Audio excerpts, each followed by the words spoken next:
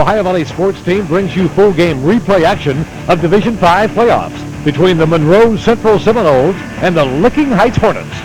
The game is being brought to you by Rees-Beck's Food Market, Barnesville Hospital, Whiteside Auto Dealers, Marietta Healthcare Physicians, Ormet Credit Union, and Belmont Savings Bank.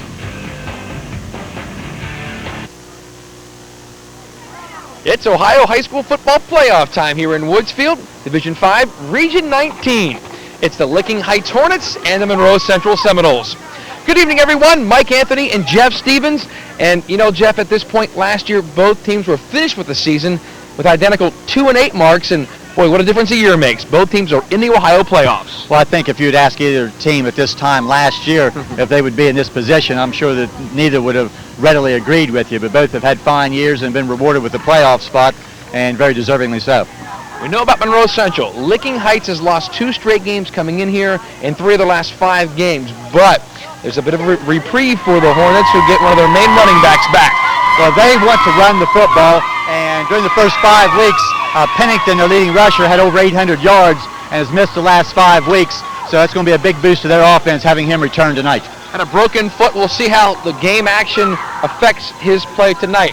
It's one thing to be concerned of. Another thing to be concerned of is this weather. Some rain here in Woodsfield, and it may affect the Knowles passing game. That's what head coach Jason Costa told me will have to be effective tonight, and quarterback Michael Juris. Well, he feels that they'll have to pass the ball. Licking Heights will put a lot of people up close, and you know it's a damp field. It's hard, so it'll absorb a lot of rain, but you know a little bit of wind too, so it probably will affect the passing game. So hopefully this weather will pass.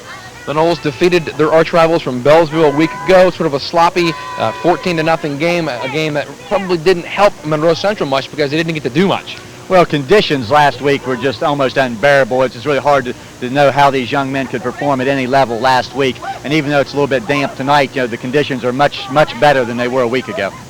It's the Hornets' first ever trip to the postseason. For Jason Costa, his 7th trip to extra football here in postseason. So we're looking forward to this one. Should be a good one. We'll see how Ed Pennington runs the football and if the Knowles can put it up in some of these soggy conditions. It's Ohio High School football playoffs here on WTRF, our game of the week between the Licking Heights Hornets and the Monroe Central Seminoles. The kickoff coming up next. Stay with us. Good luck to the Monroe Central Seminoles in the Ohio High School football playoff from Rees-Beck's Food Markets. Rees-Beck's proud to be a sponsor of these fine high school athletes and their schools. Whiteside employees agree this dealer always puts the customer first. Working here at Whiteside as a salesman makes my job very easy. We sell very high quality products. We give huge trade-in allowances. I'm Carl, sales representative at Whiteside. We just want to let you know that we want to make your car buying experience the best ever. We also intend to give you 100% customer satisfaction, and wherever you are, it will pay to drive to Whiteside. People you can trust, people who care. Whiteside Auto Dealers, St. Clairsville. Barnesville Hospital is a team of over 400 individuals. Professional, credentialed, caring. Barnesville Hospital, quality caring. Ormet Credit Union is exploding with membership opportunities. Anyone living, working, or attending college in Belmont or Monroe counties can join Ormet Credit Union. You can celebrate our expansion whether you're college-bound, raising children, or nearing retirement. Just some of the financial services now available to you include mortgage, car, and home equity loans. Stop by our locations in Clarington, Hannibal, or St. Clairsville for your membership application. And celebrate your financial options at Ormet Credit Union, because our commitment is you. At Swiss Hills Career Center, we teach students the skills they need to have employment security. Our students are here to focus on their long-term goals and to equip themselves for success. Dr. Snyder's office is growing to serve you with family Dr. Jay Seidler and nurse practitioner Carol Shoemaker, plus Saturday hours till noon appointment encouraged and walk-ins welcome at Dr. Snyder's. The F.W. Shoemaker Insurance Agency in Woodsville has a winning tradition for serving all your insurance needs and is proud to support our Monroe County schools. The objective of Monroe County Care Center is to provide home-like quality continuous care, inpatient rehabilitation, and professional services in a rural, well-established nursing facility. The Citizens National Bank of Woodsfield and Sardis is home-owned and has been independently operated since 1933. We reinvest your deposit dollars in our community. Pat's Gift Shop Woodsfield, 7 rooms of unique gifts, collectibles, home decor, and new furniture. Christmas items arriving daily at Pat's. Welcome back to Woodsfield for tonight's WTRF High School football game of the week. Monroe Memorial Park. And you can see some perspiration on the lens because we've had rain on and off here in Woodsfield. And it is still coming down lightly as the Noles make their way onto the field. Mike Anthony and Jeff Stevens. And Jeff, we commented earlier about this Hornets team. It's their first ever trip to the postseason. And what a difference with these two coaches. Bill Giffen in just his second year at the helm of the Hornets, and Jacer Costa with over 30 years of coaching experience, the legend as we'd like to call him. He brings a ton of coaching experience into this game, and if there is one advantage there, I guess then Noles would have that. Well, I think in preparation and as far as knowing what to expect, and then this also being the second time that they have hosted a game, that is really an advantage. Licking Heights players have not been here before, and they also had a trip of a little better than 2 hours to get here, and that has to be an advantage for the home team. For folks who don't know, Licking Heights just east of Columbus, so not too far away. The Noles coming into this game, winners of 2 straight over Frontier in Bellsville, at a start of the sideline of Licking Heights there just minutes ago. Number 36 we saw walking around. That's Ed Pennington. Had that broken foot we were talking about. Midway through their season, they had won 5 straight with him. And then once he left the lineup, they struggled down the stretch, losing 3 of their last 5. One of those was an overtime game. Speaking of injured players, Adam Conrad is dressed tonight and available. He has been hurt since game 2 after having 2 touchdowns in each of the first 2 games. He is no doubt Monroe Central's leading receiver when he's on the field, and probably their best receiver. We'll see how well that hamstring holds up tonight. Well, he badly wants to get back on the field. How his health is, we'll see, and how much he may be used. But just as a decoy, could be a weapon that would help open up the other side of the field. The Hornets will kick off in this Division 5 playoff game. Coleman Woodruff on the run-up, and we're underway. This is Christopher Wilson from the 16. Right up the middle, and Wilson busts through some holes and gets it across the 33-yard line. So Monroe Central starts off with their quarterback, the junior, 6'1", 190, Michael Joris. Has thrown for over 1,100 yards and 8 touchdowns. As we get a look at the Licking Heights defensive front, there's the Monroe Central huddle with Joris, the starting quarterback at number 7. Christopher Wilson, the team's leading rusher and tackler, lines up the sidecar with Joris. Trips receiver to the right side. And Joris, in a downpour, looking to the near side, got his man complete. It's Yoho across the 40. Adam Conrad makes his appearance very quickly there, Mike. Look like 24 down to the bottom. That is Adam Conrad, 21. 5'8", 155-pound junior. And you saw no ill effects of the hamstring. Well, just from a psychological standpoint, too, Mike, to get him involved in the game and to let the other team know that he's there and they have to think about him. Now, in the gun again is Joris on second down. Fake the handoff. It's a designed quarterback run, but making a nice play for the Hornets is Claude McDougal. The 180-pound senior was there to stand up Joris, and as this rain continues, this game will get tougher offensively. That's for sure, Jeff. I think this field is in very good shape, so if the rain would stop, it can take some rain, but it's raining as hard right now as it has at any time during the course of the evening, and this has to affect the play quite a bit. Now that wind, as it was last week, blowing across field and a little bit left to right, so it will be to Monroe Central's advantage possibly during the first quarter, but it's raining really hard at this moment. Well, we had freezing cold temps last week and now rain this week. Joris out of the gun again, a little too high for his intended receiver, Josh Ishii, who is the team's leading receiver coming into tonight with 20 catches. But Conrad makes his presence felt on the field with the first reception of in a long time for him, but the Noles were going to have to punt into a pouring rain. Well, after that long bus trip that Licking Heights had, they're very pleased with the fact that they've been able to come out and 3 plays force a punt and get their hands on the football. And wet conditions, we look for them to run the ball. They attempted only 75 passes this year. Gabe Gordon punting from his own 30. Gets off a good one. Look at this rocket. It's going to die inside the 10.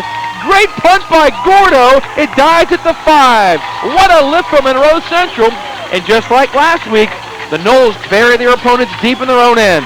That's a 55-yard punt with no return, and there's lots of people playing on Sunday afternoons would take that anytime. He had some boomers last week, and going this way from your screen vantage point, left to right, as we look at the cheerleaders a little wet here, that's the area where the wind blows if it was windy. Now, he was kicking it into rain with not much help.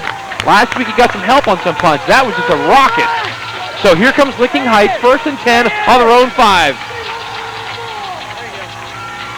They send a man in motion and hand it off up the middle. Going nowhere is Ed Pennington. Or at least I think. Or was that Pack? Bill Pack, number 5, carried the ball. There's a name you're going to hear a lot of tonight, number 5. Bill Pack. As you look at the Monroe Central defense, Tyler Shoemaker, one of the stalwarts on the defensive line. Gabe Gordon will put his hat in there, 44. My man Aaron Cease, 32 at the right end. And, of course, the leading tackler, Christopher Wilson. There, he'll make a lot of tackles defensively for the Noles. Up the middle again, and the ball is loose. Is it a fumble? No signal recovered yet. by the Noles.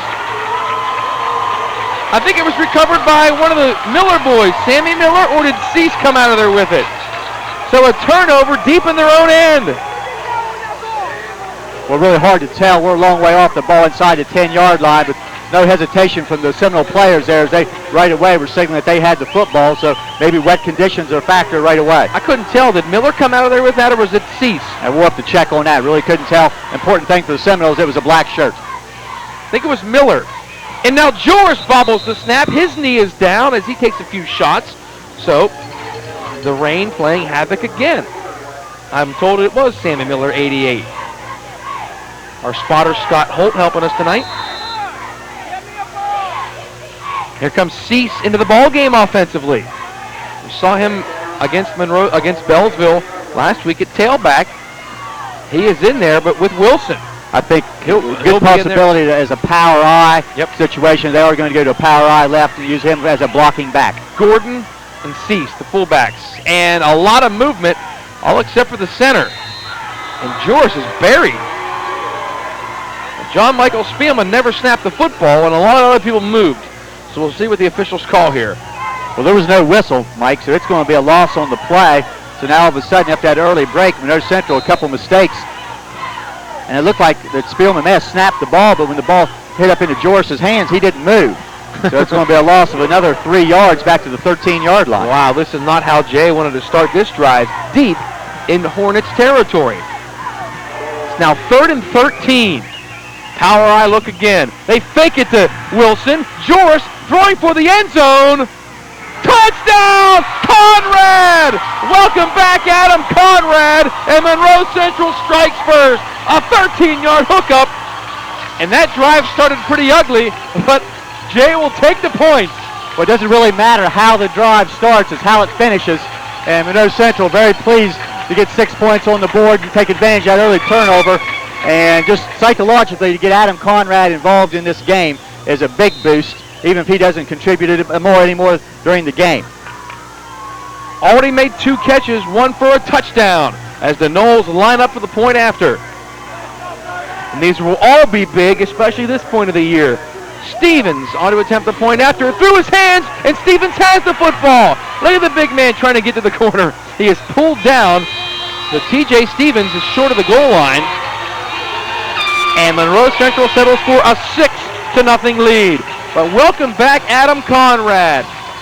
On 3rd down, catches a 13-yard touchdown, and Monroe Central's up 6-0. On the Doane Ford scoreboard, you see Monroe Central leads 6-0 over the Licking Heights Hornets. So Joris picks up with Conrad, who had a great start to this season, catching 2 touchdowns in each of the first 2 games the Noles played, and then he got hurt. Well, tried to dress for the Barnesville game earlier in the year, re-injured that hammy in the warm-ups. Yeah, there were a couple different times this year where he planned on playing or thought he was going to be able to play, but during the week or during pregame, just found out he couldn't go. But that first game of the year, which Coach Acosta feels like was probably the turning point of the season, was they Monroe Central had a big win at Magnolia. Conrad had a couple of touchdowns there, including a spectacular run after a catch for a touchdown right before halftime. But, really has hurt the young man a lot not being able to play, but not playing for 8 weeks has probably enabled him to be out here, and less than 4 minutes into the game, he's been a factor, and nothing bigger than a factor is 6 points. We've already got a lot out of Conrad, and we're just into the first quarter as T.J. Stevens will get to tee it up here for Monroe Central. Stevens, 5'11", 196, junior. Of course, these Knolls only have 3 seniors. Another good kick. Here's Pack. Fumbles the football at the 10. Fumbles it again. And then the pursuit gets there. Licking Heights buried deep in their own end again. There's a freshman on the special teams, John Newhart, making a good special teams coverage as Pack went to the ground, but Newhart was right there to cover him up. And 5'8", 135-pound monster, the freshman. It's small schools, not unusual to have a lot of younger kids like that on special teams. Monroe Central has 3 or 4 young kids that see action primarily on special teams and take a lot of pride to come down there and make a play on the TV7 game of the week and get his name called. So here comes Licking Heights. Craig Becker, junior quarterback, number 2, turns and hands it off to Pack. And Pack stuffed by a pack of Knolls. So Monroe Central doing a nice job up front, mainly defensively. Spearheading the charge that time was Sammy Miller, number 88. And Pack was the leading rusher this year at the end of the season for the Hornets, so we look for him to get a lot of carries early. He's carried the ball now on all 3 plays. Come out again. Ed Pennington's the big fullback, number 36, that is playing his first game back from his broken foot. Lone setback is Pennington. Toss it to him, and Randall Seifert is there to stop him in the backfield. Well, we never got to see Pennington run because it was a quick play, and Randall Seifert, the biggest Knoll, is there. And that's one thing that the Seminoles were a little bit concerned about, because in the 3 films that they had of Licking Heights were all after Pennington was injured, so they did not see him in action. And that's his first carry since week 5 as he slipped to the ground just as Seifert covered him up. And that's a loss on the play back to about the 10-yard line. So we know that Licking Heights does not like to throw the ball normally, but on this rainy weather, they really don't want to throw it, but they may be forced into that now. It is 3rd and long. 3rd down long. Rolling out of there is Becker. Fires to nobody on the near side. He wanted to go to the other man, Ben Merrill, the sophomore tight end, but that play was well covered, and the Hornets will have to punt into a driving rainstorm, and the Knolls undoubtedly will get great field position out of this as they send Ishii, number 11, back, and downtown Eric Brown, number 20. Well, you could see there that Becker really is not comfortable throwing the ball. A difficult throw rolling to his left. But, the ball was well overthrown, as you said, well covered, so Monroe Central should get good field position. Punting out of their own end zone, high snap, pressured. Oh, and I don't know how Miller missed that. Knoll's going to let it go. Dan Miller was there, 85. Was that ball come off the foot, Mike? I'm not sure. He may not have deflected that briefly. Wow. It just didn't hit the foot clean. But the bottom line is he did get a decent roll, but still Monroe Central, real good field position now at the Licking Heights 44-yard line. And I think they're going to bring the ball back. First touched by Hornet. Right, it was touched at the 32-yard line, so even better field position for Monroe Central as it hit off of a Hornet cover man. So, Monroe Central. Couldn't ask for a better start, Jeff. Inside the opponent's 10 and now inside the opponent's 35. You would have told Jay that earlier today at school. He would have taken that for sure. Full house set now. Gordon to fullback. Second man through. Wilson through a hole. Christopher Wilson stood up and then taken down by at least 7 or 8 Hornets. Inside the 25. It'll be close to another Monroe Central first down. Well, Licking Heights playing a lot of people up tight to the line of scrimmage. But Monroe Central able to get their blocks and get a nice gain by Wilson on that first down play. I know Coach Sarcosta feels like they'll need to throw the ball as the night goes, and we saw that already with the touchdown pass. Wilson 6 touchdowns in his last 2 games. Or 8 touchdowns, rather. 6 and 2. Frontier Bellsville. And he's just under 1,000 yards for the season. Great year for Wilson as he has stood up in the backfield as soon as he touches the football. Making the play for Licking Heights, Andrew Dudley, 58, was there as well. And also number 70, Whitney Pennington. Of course, he is the twin brother of the fullback, Ed Pennington. We have two sets of twin brothers tonight. Two for the Hornets, the Pennington twin brothers, and Danny and Sam Miller, the twins for Monroe Central. It's a family affair tonight here in Woodsfield. 3rd down, 3. Knowles need to get to about the 21-yard line. Joris in the shotgun, going to throw on 3rd and 3. Batted down at the line of scrimmage. Big number 68, Jordan Sussel, 6'4" junior, got his hand up there and knocked that pass down. And there's a flag on the play in an area where you normally think of offensive holding. This may put Licking Heights into a decision. Now it's an illegal chop block. Now if they decline the penalty, this would be 4th and 3. But I think you probably need to take this penalty rather than give Monroe Central a very makeable 4th down. Because the penalty now would back them up. And we'll see what the decision is, and it is going to be accepted by the Hornets. So we'll take the ball back to about the 40-yard line. And I think, Jeff, the rain is coming down a lot harder now. It is pouring here in Woodsfield. That's 15 yards from the spot of the foul, so that's going to put it down at about the 43-yard line.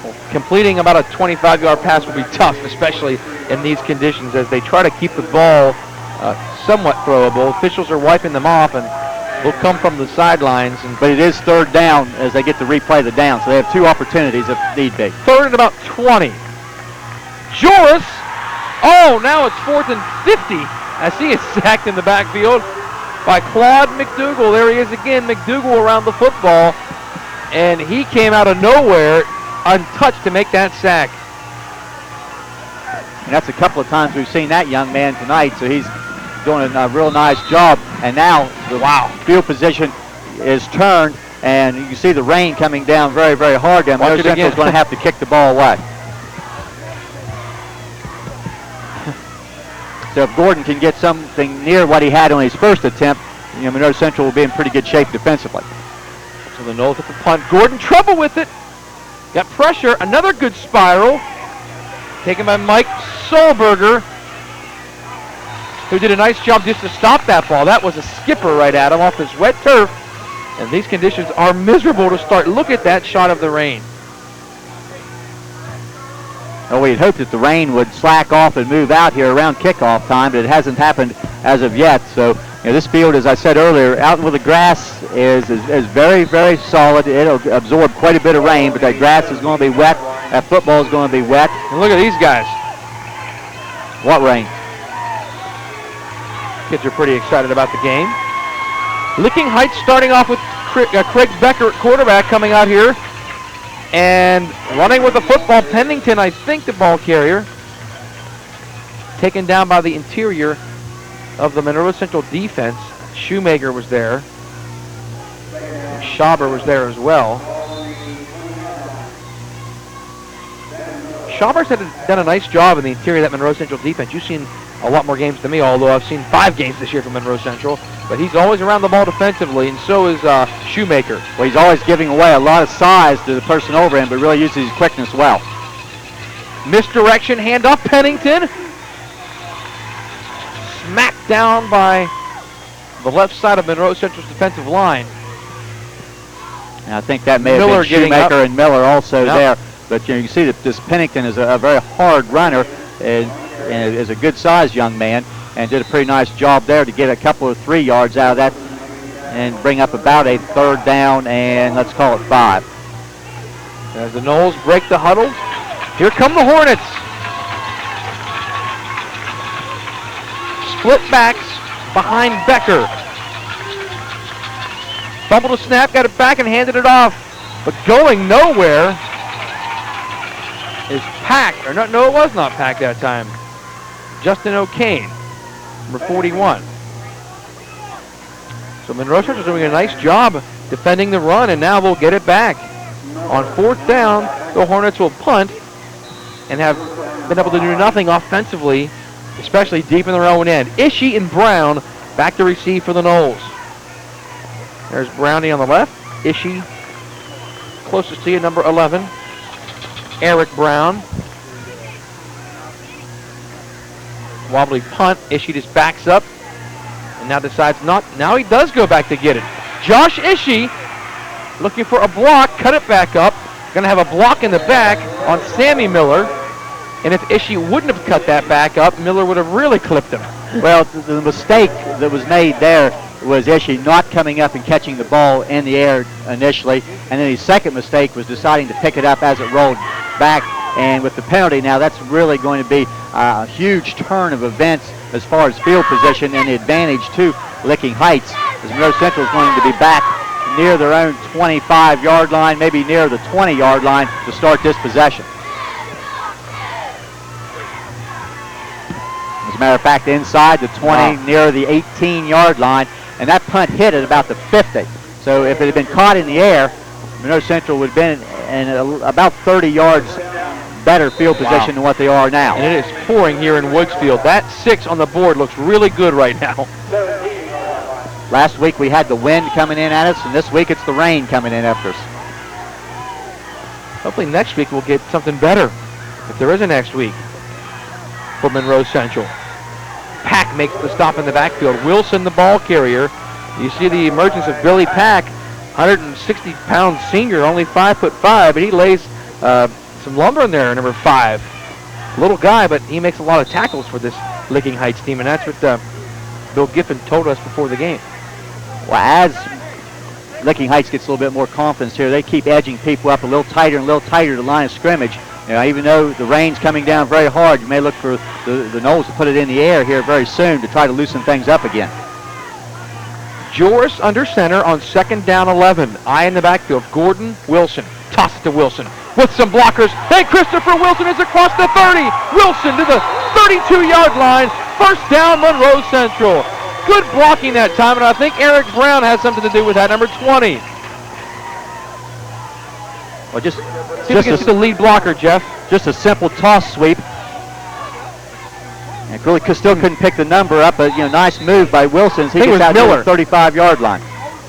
Danny Miller, 85, had a nice kick-out block. As you see Jay with the hood pulled up. Joris in the eye now. Look at Licking Heights defensively. Look at that front. Going to be hard to run the football up there.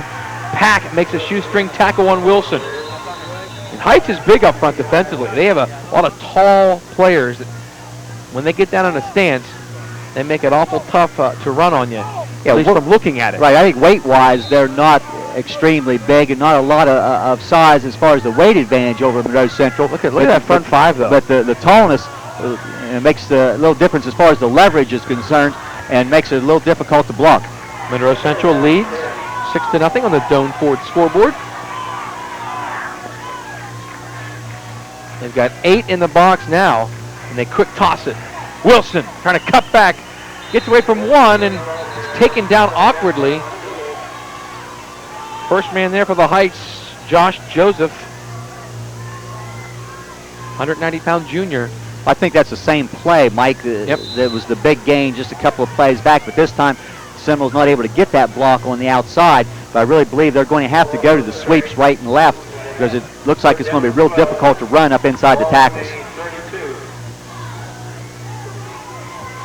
Now, 3rd and 12, probably a passing down for the Noles. Watch out for a screen.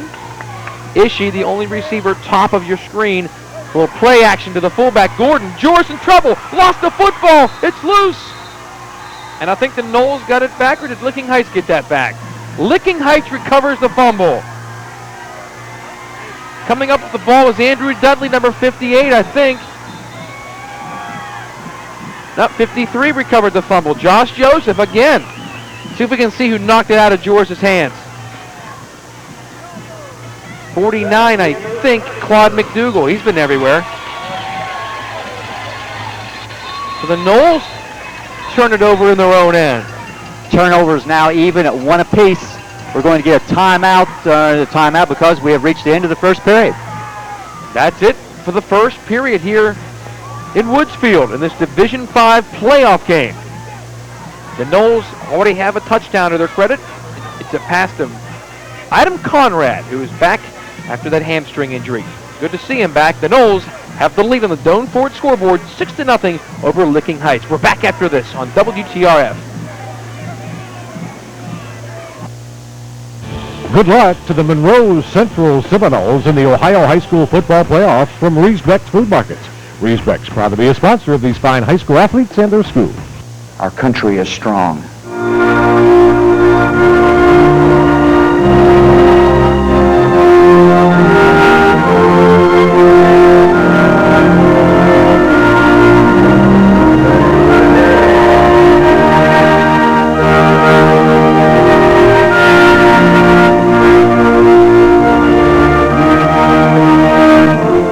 This public service message has been brought to you by Belmont Savings Bank. God bless America. Career opportunities abound. Discover yours in the field of building preservation. Belmont Technical College has one of the most recognized historic preservation programs in the nation. Winter quarter classes begin January 2nd at Belmont Technical College. Check the schedule on our website. Call today. I'm not buying till I check Doane Ford. I'm going to find out what the deal is with Doane Ford. I can't believe it's been 40 years since we opened. I know, it just seems like yesterday we had the 25-year cake. Well, see you tomorrow. Good night, Jamie. Doane Ford is blowing out prices for their 40th anniversary. Check for yourself. I-70, exit 208, Morristown, Ohio. You can have your cake and eat it too at Doane Ford. Doctors Eva Giro and Bob Paulardelli are happy to be living and working in our community. Specializing in primary care as well as internal medicine, both doctors are accepting new patients. With a vision of serving in a small rural area, the doctors visit nursing homes and will refer you to the hospital of your choice. Thank you for welcoming us into your community. We look forward to meeting your medical needs. If you need a doctor, call Marietta Healthcare Physicians at 472-0712. Baker & Sons Equipment, Louisville, Ohio. Sales, service, parts, rental, and leasing. Serving all your logging, land clearing, and agricultural needs with names you can trust. Monroe Family Health Center, serving Monroe County with family practice, lab and x-ray services, and shots for tots. Nurse practitioners and physicians accepting new patients now. From a deck to a complete house, Woodsfield True Value has lumber and building materials for contractors and do-it-yourselfers. Talk to Troy and Mike about your project and free estimates at Woodsfield True Value. And welcome back to Woodsfield. Mike Anthony and Jeff Stevens. As we start the second quarter, Knowles leading 6-0. It is Licking Heights with the football. Pennington bounces off one man, Wilson. Now he's forced out of bounds, but Wilson put a lick on him in the backfield. Pennington bounced away from it. He's the man that had the broken foot in week 5 that hadn't played since. 5'10", 221 pounds. You can see that he can keep the balance rather well. Yeah, Jay was worried about him this week. Wilson didn't wrap up. Here comes Licking Heights at the 23-yard line, trying to take advantage of a Monroe Central fumble. Pennington hit again by Wilson, but bounces it out again. Wilson may want to wrap up. Maybe do that again. Third time will be a charm, but that's a pretty good lick twice in a row. But Pennington has kept the balance, but that time the pursuit was able to come up and force it as a gain of only a couple yards. But you know, this is 4-down territory now for reminded me of the World Series, Jeff. The same play back to back. That was the same play call offensively and the same missed tackle defensively. A lot like the World Series in New York with 2 out home runs in the 9th. Here's Pack slipping down to the turf on 3rd down and 4. So Licking Heights will have 4th and about 3. Need to get to around the 17-yard line. Well, and that's the weather conditions. Even though the field is not muddy right in that area, the grass has to be very, very wet, and it's going to start getting a little bit muddy. And looked like Pack tried to cut back against the grain and was not able to do so. 4th down, 4. Craig Becker brings him up. Handed off, up the middle. Did not get there. Well, the middle of the Monroe Central line doing a nice job, and that includes your linebackers in there, one of which would be Wilson, along with Shoemaker and others. And you called it right, Mike. They didn't make it. No measurement needed. Signals held. Couldn't really tell who the ball carrier was, but judging from the reaction of Licking Heights, they didn't get it. So 41, I guess O'Kane carried the ball again. That's who I thought initially, but I've guessed wrong a couple times tonight. As you look at the Monroe Central side, a lot of umbrellas and ponchos, and just rain gear especially. And here comes Monroe Central, so the turnover doesn't hurt them. Well, Monroe Central now needs to do something in this offensive possession, at least get some yardage. Got to get it out of their own end. Got to get it out of this end. Wilson. Tough running the football, and that's what you're going to see a lot of tonight. If someone can just break one run, may be the difference in this one, the way it's raining. You can see the water, and then look in the back of the end zone, Jeff, from that shot there. Well, what would the be baseball the field. corner of the baseball field, they're just standing in water at this time. So if any play has to go into that area, we may get somebody diving for a ball, and there may be mud and water going everywhere. Well, that's where Conrad had caught his touchdown, but on a great pass from Joris, didn't need to leave his feet. 2nd and 11, just under 10 minutes to play in the half. Monroe up 6-0, and with the football, Joris going to roll with pressure, and Joris may have a flag on the. No, there wasn't one. Boy, I thought Brown got away with a hold there. Well, Joris did a good job. He had pursuit coming behind him. I think he had no idea that anyone was there, but he was able to get out. They're going to put him down near the 25-yard line, so he's going to pick up about 8 yards on the play, and this makes it a much more manageable third down play. I think Brownie had a handful of jersey and pulled a man down, nonetheless not called, so let the play stand. Need to get it across the 25 to around the 27-yard line. So 3rd and 3.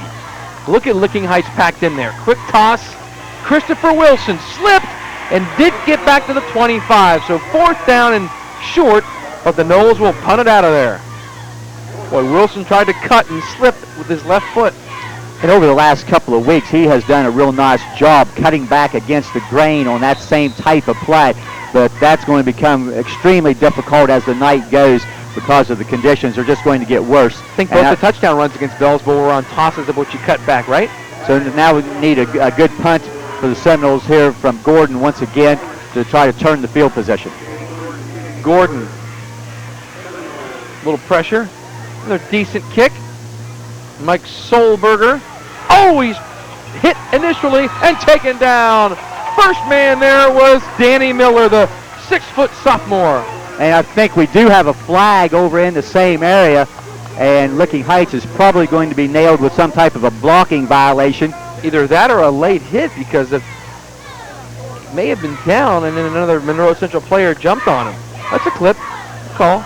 You know, our officials. I didn't think that was a late hit, but I wasn't sure what else it could have been except for, of course, the clip. And Jeff Stevens. Our officials tonight, too, Mike, we haven't mentioned, not people that you normally would see. These 5 gentlemen come from all over the state of Ohio. The head referee is Jack Van Reeth. And Van also Parks is the umpire. Walter Fawcett, the lineman. And Robert Newman is a line judge. And Larry Griffiths, the back judge in this one. But they're not local. They all come from different areas of the state at the playoff time. I'm sure the OVAC has some people working in various parts of the state this weekend also. Ball on the 26, quick toss. This is Pennington. And he is ripped at the 26. And look at Stevens get pumped up. T.J. Stevens and Cease are fighting each other out there. But pretty fired up right now. And these kids love playing in this rain and mud. It's a lot easier to play defense in this than it is running offense. Well, these kids just love playing also, and the defense this year, I believe, gave up only 7 touchdowns in 10 games, so they take a lot of pride in their defense here at Monroe Central. Oh, certainly. And one of those, 22 points to Barnesville. 2nd and 10. Justin O'Kane in motion. Fake to the first guy, misdirection. Cease makes the stop. They handed it off to the halfback, or the wingback that came around, 82, Joey Springer, 5'9" senior. Nice job by Cease as a defensive end, staying home and making that play. We mentioned the broken foot from Pennington. Cease had a broken finger earlier in the year. He's been banged up. Had a busted nose in the Lindsley game. Broke a finger. Playing through some injuries. One of the best defensive ends in the Ohio Valley. That's Aaron Cease, number 32 from Monroe Central. 3rd and 4 for Licking Heights. Becker brings him up. Send the man in motion. Ben Rollenhagen. And it's Pennington. Sammy Miller, first man there. Needed to get across the 35, and I think he did get a first down. Judging from that spot, be real close. Oh, they pump it first down. So Licking Heights moves the football. But even on these 3rd down 3, 3rd down 4 situations, Licking Heights is not doing a lot, and I believe that is their first down, Mike, of this game. Well, it's been field position dominated, a lot like all high school football games, and especially in this weather. That punt from Gordon was huge early on, the one that buried Licking Heights, because neither team has been able to get out of there, although the Knolls have scored.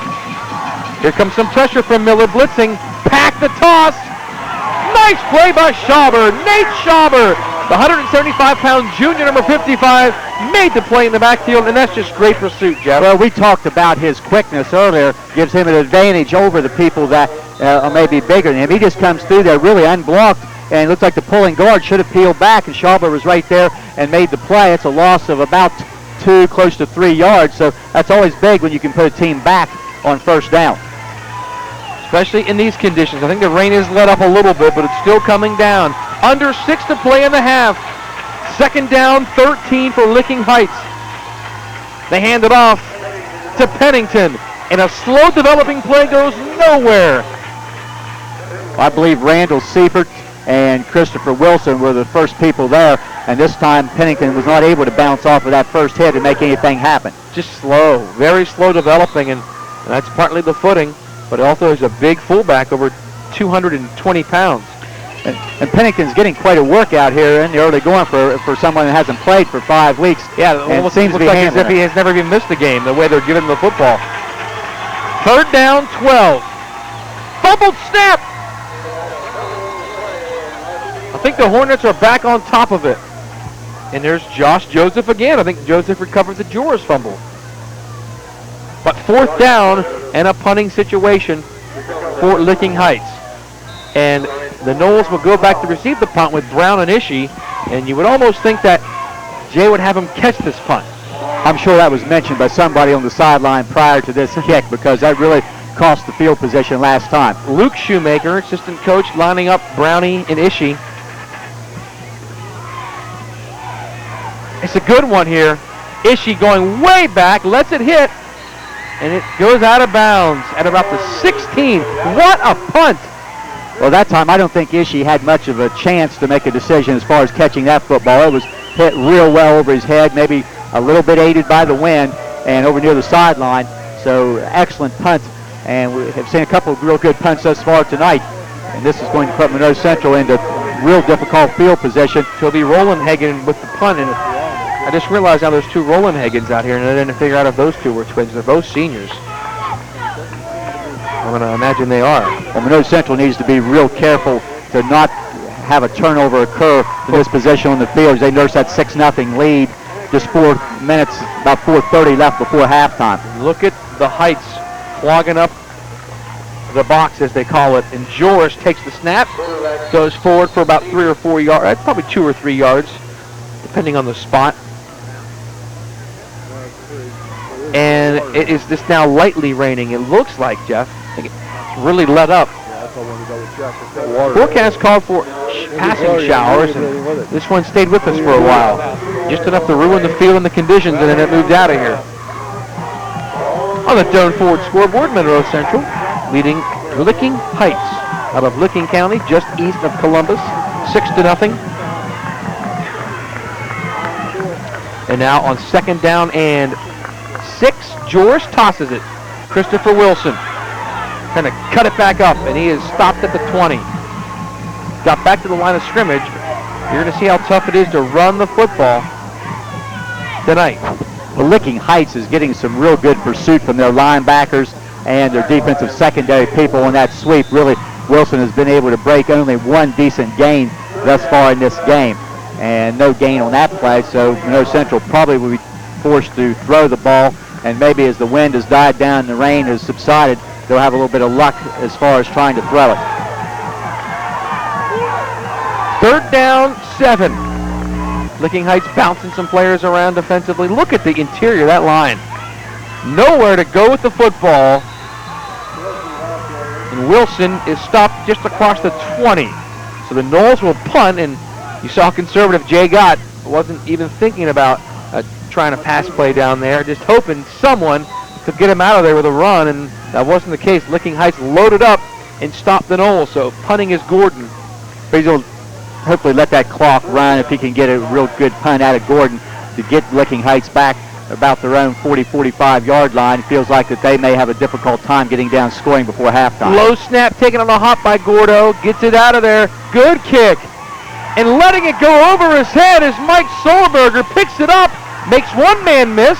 Cease giving chase, grabbed him around the neck, threw him down across the 35. Maybe a no hurt. Nope.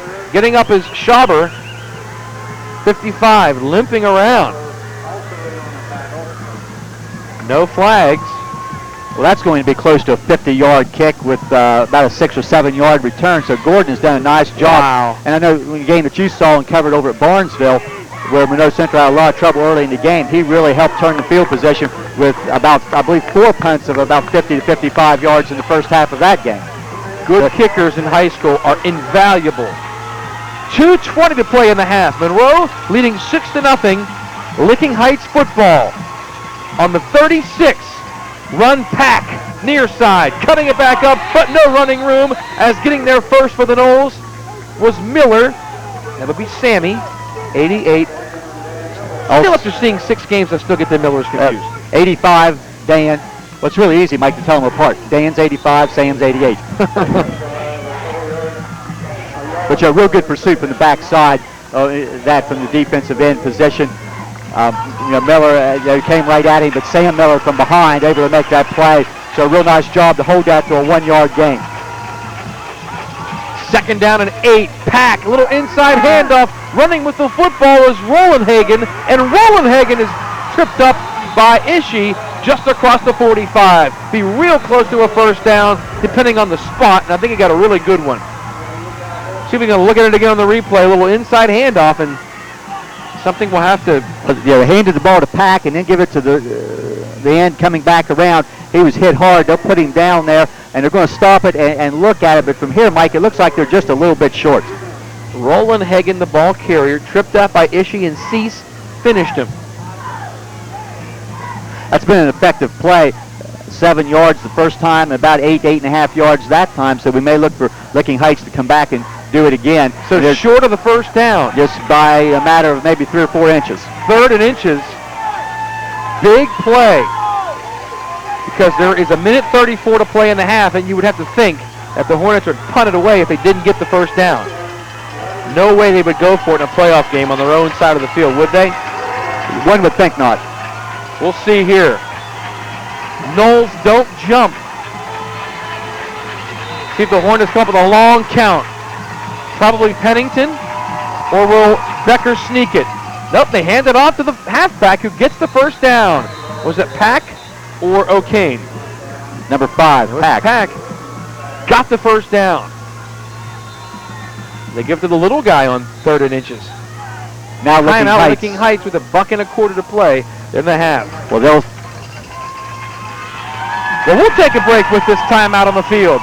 With your score on the Doan Ford scoreboard, Monroe Central 6, Licking Heights 0. But with the football and 1:25 left to play. We're back after this. Stay with us.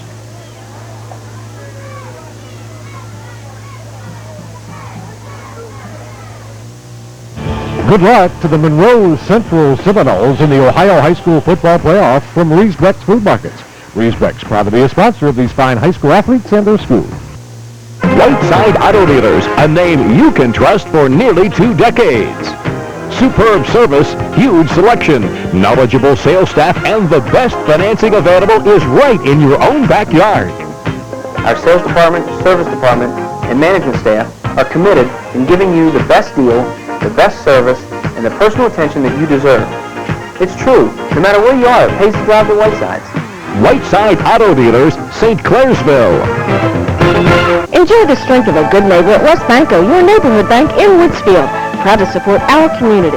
West Banco, small enough to listen, big enough to help. Barnesville Hospital is a team of over 400 individuals. Professional, credentialed, caring. Barnesville Hospital, quality caring. Ormet Credit Union is exploding with membership opportunities. Anyone living, working, or attending college in Belmont or Monroe counties can join Ormet Credit Union. You can celebrate our expansion whether you're college-bound, raising children, or nearing retirement.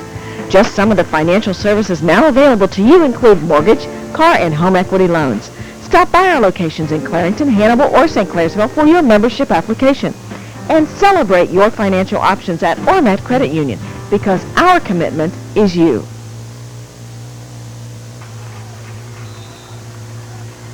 Welcome back to Woodsfield. Mike Anthony, Jeff Stevens. Minute 25 to play. And now the Hornets will stretch it out on the Noles. Watch for a trick play here. New quarterback Coleman Woodruff under center. Woodruff back to throw. Cease getting up, pursuing. Woodruff gets it into the Monroe Central territory. But they brought the little junior quarterback in there. I don't know if Becker's hurt or they lined him up somewhere else. I was looking for him pre-snap, didn't find him. They took him out. Maybe he's the better passer. Yeah, that could be the case. We'll try to look on the sideline and see if we can see Becker. Now, Licking Heights will spend their second time out after that 3-yard scramble. It's a good look at Luke Shoemaker on the sideline. Of course, Luke going with nothing on his head. A lot of the coaches with hoods up and some rain gear on. He's young. Yeah, he's young. He's tough. You can see the effects of some of the raindrops on our lenses. Rain, I think, has finally stopped. But it was pouring here for the good part of the first quarter. Good look at the Monroe Central huddle.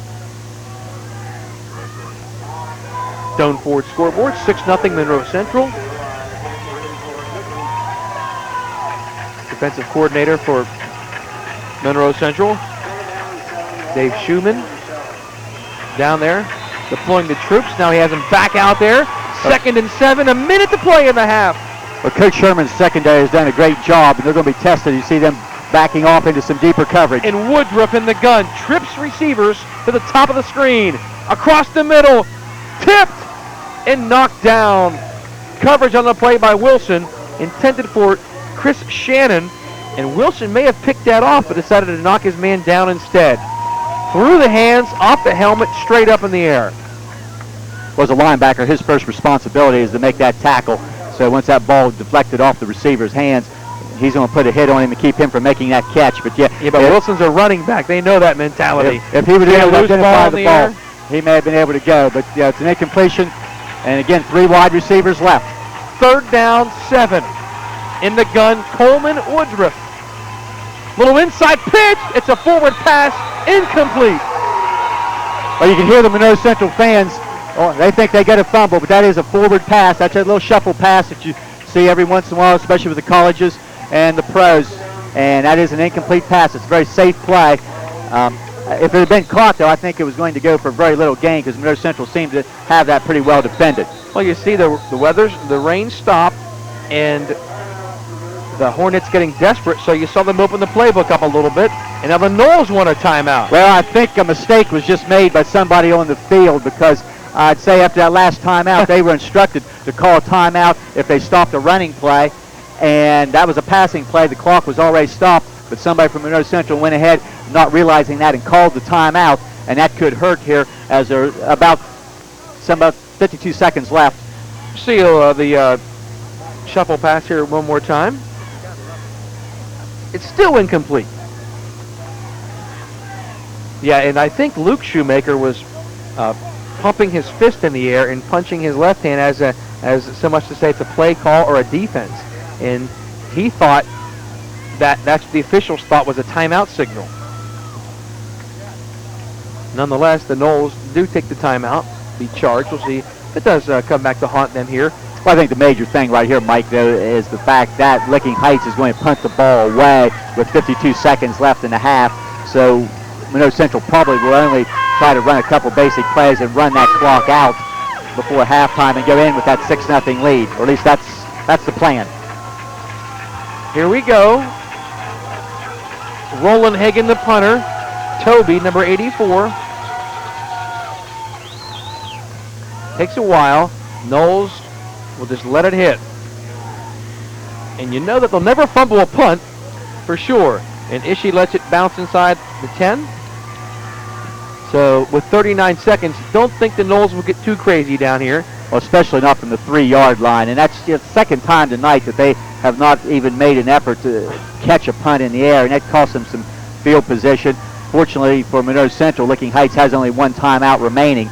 But you have to come up and catch that ball in the air, and Monroe Central has failed to do so twice. Hey, you never know. 39 seconds. Will the crafty Sir Costa put it up here? The wind has died down, and the rain has stopped. I might look for that quarterback sneak again right here, Mike. At their own 3-yard line. Jeff Stevens, offensive coordinator, makes the right call. That one wasn't too hard to make. Joris not going too far. May have gotten back to the line of scrimmage. Clock running now, 28, 27, 26, moving clock. Knowles aren't going to be in a hurry to snap this one, but they'll snap it one more time. I don't think the officials really were a little bit slow getting the ball ready for play, so I'm sure somebody picked up on that, and I can see a signal from the Monroe Central sideline to stay in the huddle. So we're going to go to halftime at 6-0. Well, Michael Joris hooked up with Adam Conrad early in the game. It was pouring down. Rain has stopped, but so is the scoring and a lot of the offense. The conditions have a lot to do with it as you see the scoreboard here in Woodsfield. 6-0 Monroe Central at the half. So we'll take a break and come back with more. Monroe Central leads halfway through this Division 5 Region 19 playoff game. Here in Woodsfield, the Knowles lead the Hornets of Licking Heights 6-0. We're back after this. Stay with us.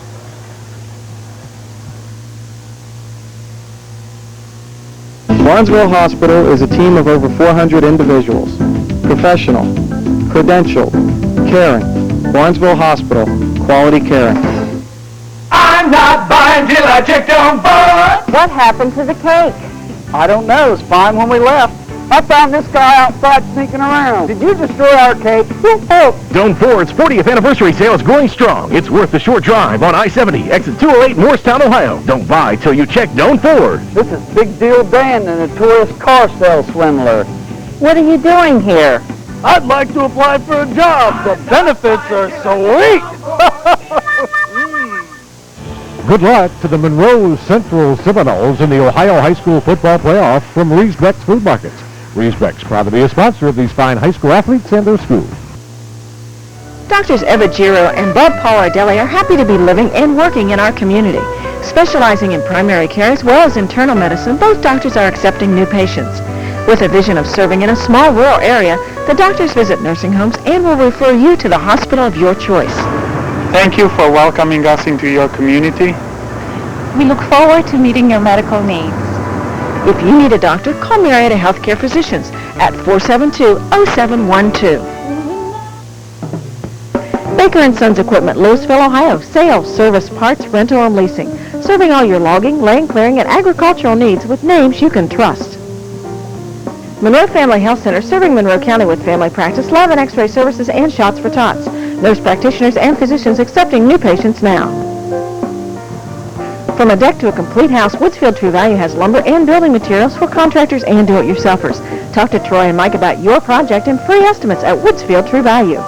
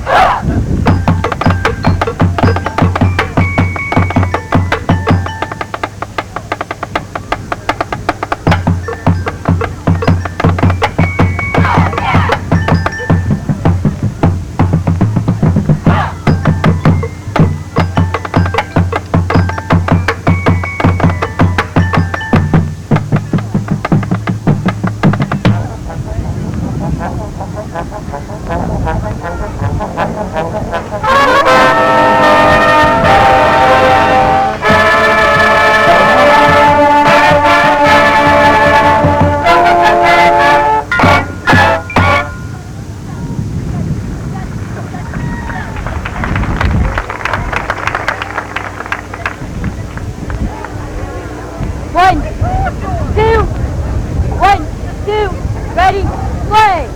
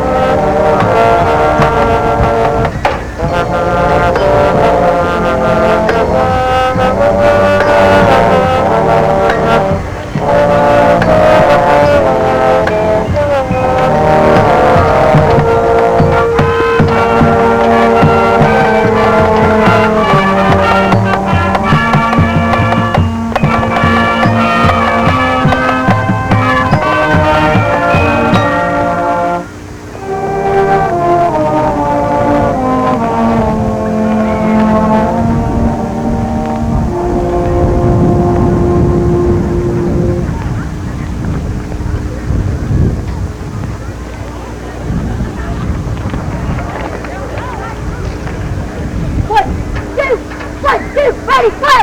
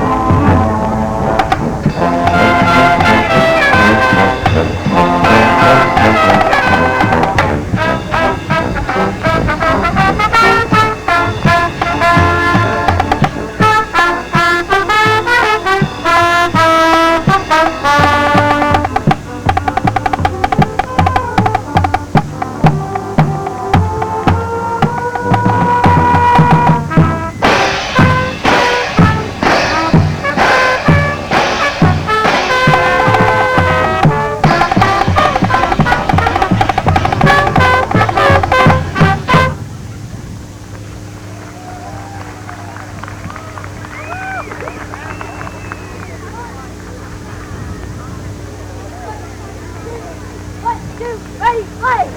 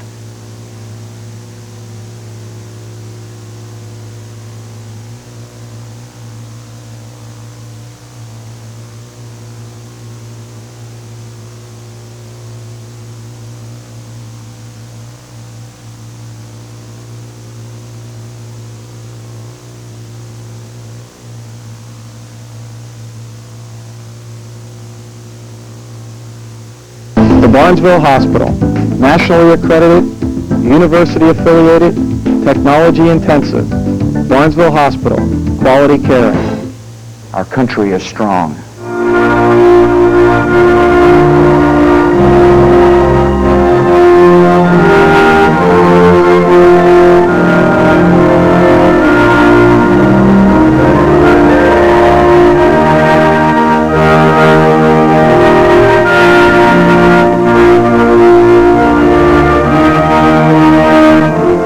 This public service message has been brought to you by Belmont Savings Bank.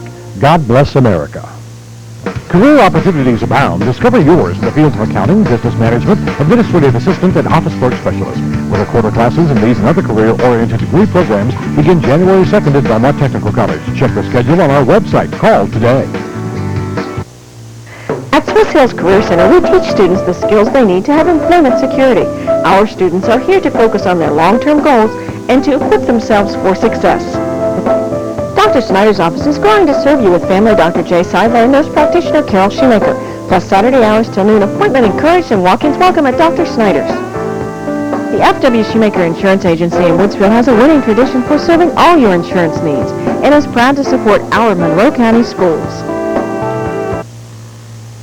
The objective of Monroe County Care Center is to provide home-like quality continuous care, inpatient rehabilitation, and professional services in a rural, well-established nursing facility. The Citizens National Bank of Woodsville and Sardis is home-owned and has been independently operated since 1933. We reinvest your deposit dollars in our community. Pat's Gift Shop Woodsfield, 7 rooms of unique gifts, collectibles, home decor, and new furniture. Christmas items arriving daily at Pat's.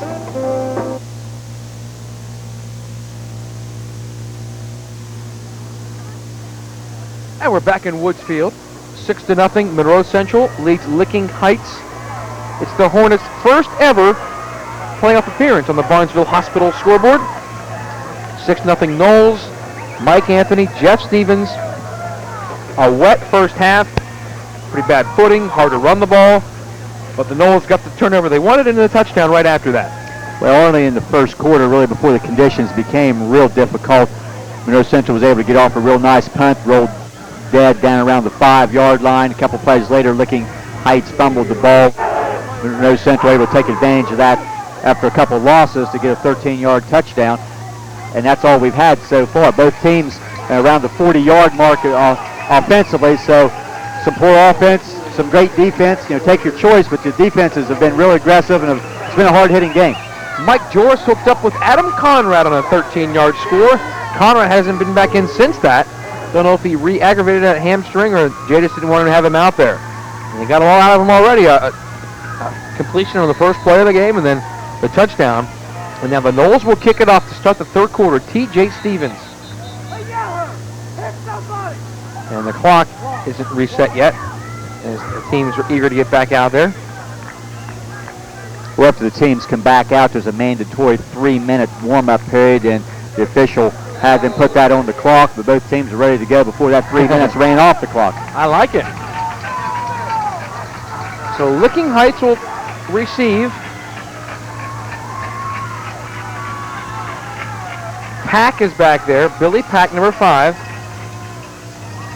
And Stevens is kicked. Taken by number 12, Ben Rollenhagen.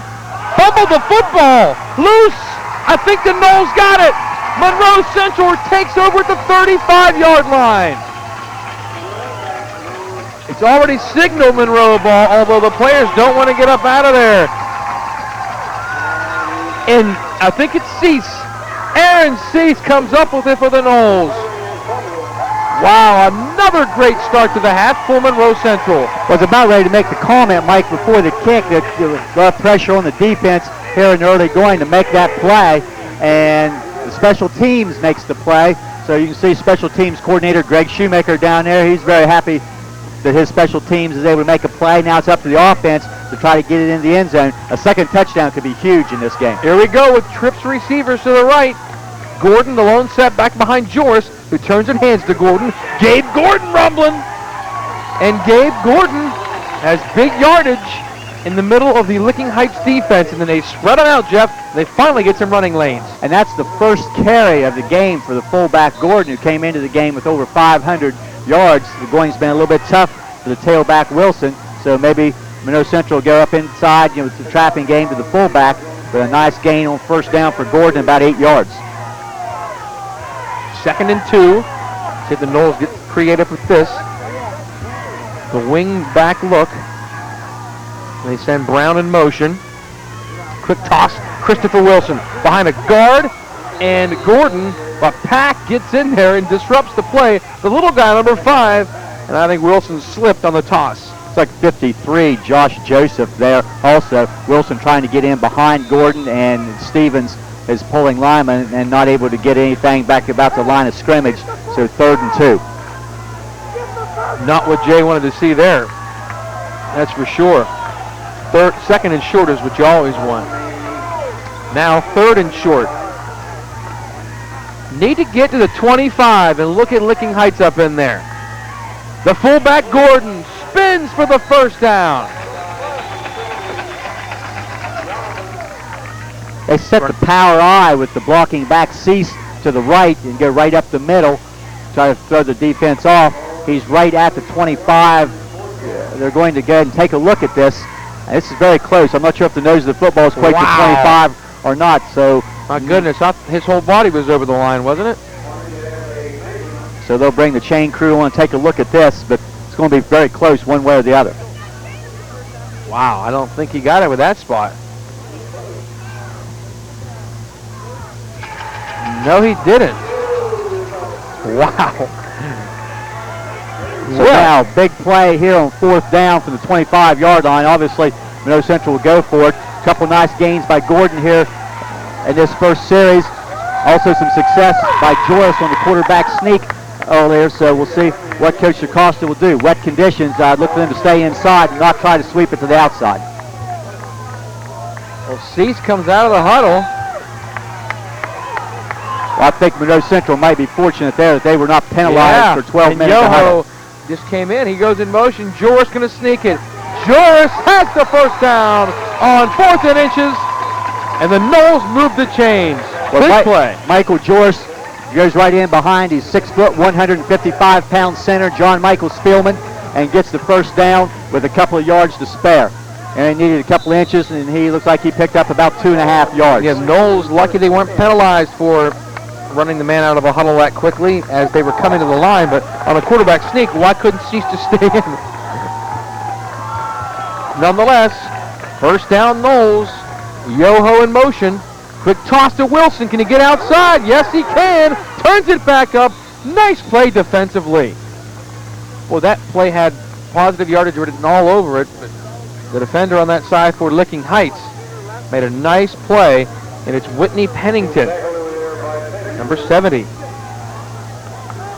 Licking Heights also has shown some real nice pursuit by their inside people and their linebackers in the game. Really only about one time tonight has Wilson been able to get to the outside for much of a gain. He had a 17-yard run earlier, but other than that, he's been held in check. Wishbone look on 2nd down and 8. Second man through Wilson behind Gordon. Wilson, tough running in there. And as the field gets smaller, makes it a lot tougher to run. The playbook gets a little shortened down at this end anyway, especially with the pass. And it might be worth noting too, Mike, that down the direction that Monroe Central has gone to the left is that baseball field that we noted earlier, and how muddy that probably is, and was standing in water earlier. And that's settled off, but it could be tough to go to that corner of the end zone. And Conrad is back into the top of the screen, lined up as a receiver, one-on-one. See if they don't look for him again. Joris looking down to the right side this time, looking for Miller. Ball underthrown, and it's knocked away. Dan Miller, the intended receiver, he was open early. Pass wasn't delivered on time, plus it floated a little too high and knocked down. But Conrad was dragging across the middle. I thought he would have looked back to him. Well, he's back in the game again this play. And as you mentioned earlier, after the touchdown catch early in the first quarter, we didn't see him for the rest of the half. Don't know if they were just trying to pick and choose their spots, because conditioning could be a problem when you haven't done much for the last 8 weeks. Here he comes on the near side. Joris looking at him on a slant. Now the fade route. Conrad, and he really couldn't burst, really couldn't cut to the corner, and it's incomplete. Once again, Monroe Central unable to take advantage of that turnover. Once they've turned a turnover into points, and this time they don't. But now Licking Heights gets the ball on the 17, call it the 18-yard line. So much better field position for the defense than what it looked like it was going to be to open the half. Of course, with the Licking Heights fumble, that put Monroe Central into a good opportunity if they just weren't able to take advantage of it. So the Heights take over with Craig Becker at quarterback. Turns and hands off. Pennington sees there, and Gordon comes up and puts a big hit on him, assisted by Wilson. But Gabe Gordon there first, and he really put a lick on the fullback, Pennington. But Cease did a real nice job as a defensive end, not allowing that play to get outside, and Gordon come up and finish the job. A loss of a yard on the play. And Pennington, as we said, has been out for 5 weeks, has done a nice job hanging on to the ball, but he's not been able to break that big one up to this point. Looking at Conrad on the near side, he's wincing a little bit while he's walking. Hamstring probably bothering him.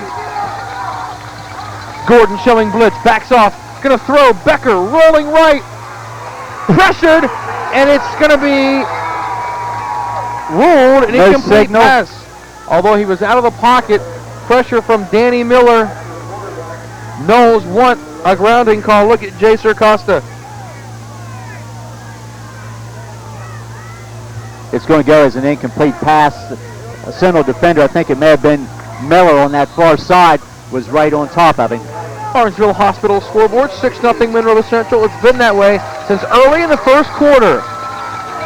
A wet first half, but the rain has stopped, and it's 3rd and 11. Big play from Monroe Central's defense. 7:45 to play, third quarter. Becker sends Pack in motion, and Becker with pressure from Cease, and Cease gets there, but the pass is thrown incomplete. How to get that off with Cease bearing down his neck? And you may remember that play later in the game, Mike. That's a big-time hit from the backside. Becker didn't have any idea that anyone was there, so next time he drops back to throw, he may be thinking about where is that defensive end. And the Monroe Central return man pretty deep. Ishii and Brown. Roland Hagen going to be punting from his own 5-yard line. They've crept up a little bit. They're about midfield. Wind starts to pick up now. It's swirling from the punters right to left. High snap. Roland Hagen into the teeth of the wind, and it bounces, and Ishii lets it go. Look at this roll. Inside the 40. And the Noles are pumped up. Although a great get-out-of-jail kick for Licking Heights. That thing had disaster written all over it at your own 5-yard line, but he got it out of there. Well, despite the rain that we had during the first half, and it appeared that it was raining quite a lot, you can tell how hard this ground still is. That ball hit and rolled quite a bit. That's about a 45-yard punt with no return. So we've seen some pretty nice punts in this game. Monroe looking for a tight end. Kenny Robinson coming in. He lines up to the near side, trips to the top of your screen. Joris in the gun. Low snap. Mike handles it. Looking near side. Lost the football. It's a fumble. And he's down at the 27.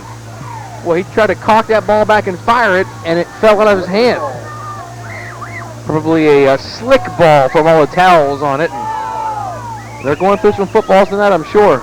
But that's still going to result in a 10-yard loss, as he went, the hand went, but the ball didn't go anywhere. And I think they're wrapping Conrad right in front of us on the near side.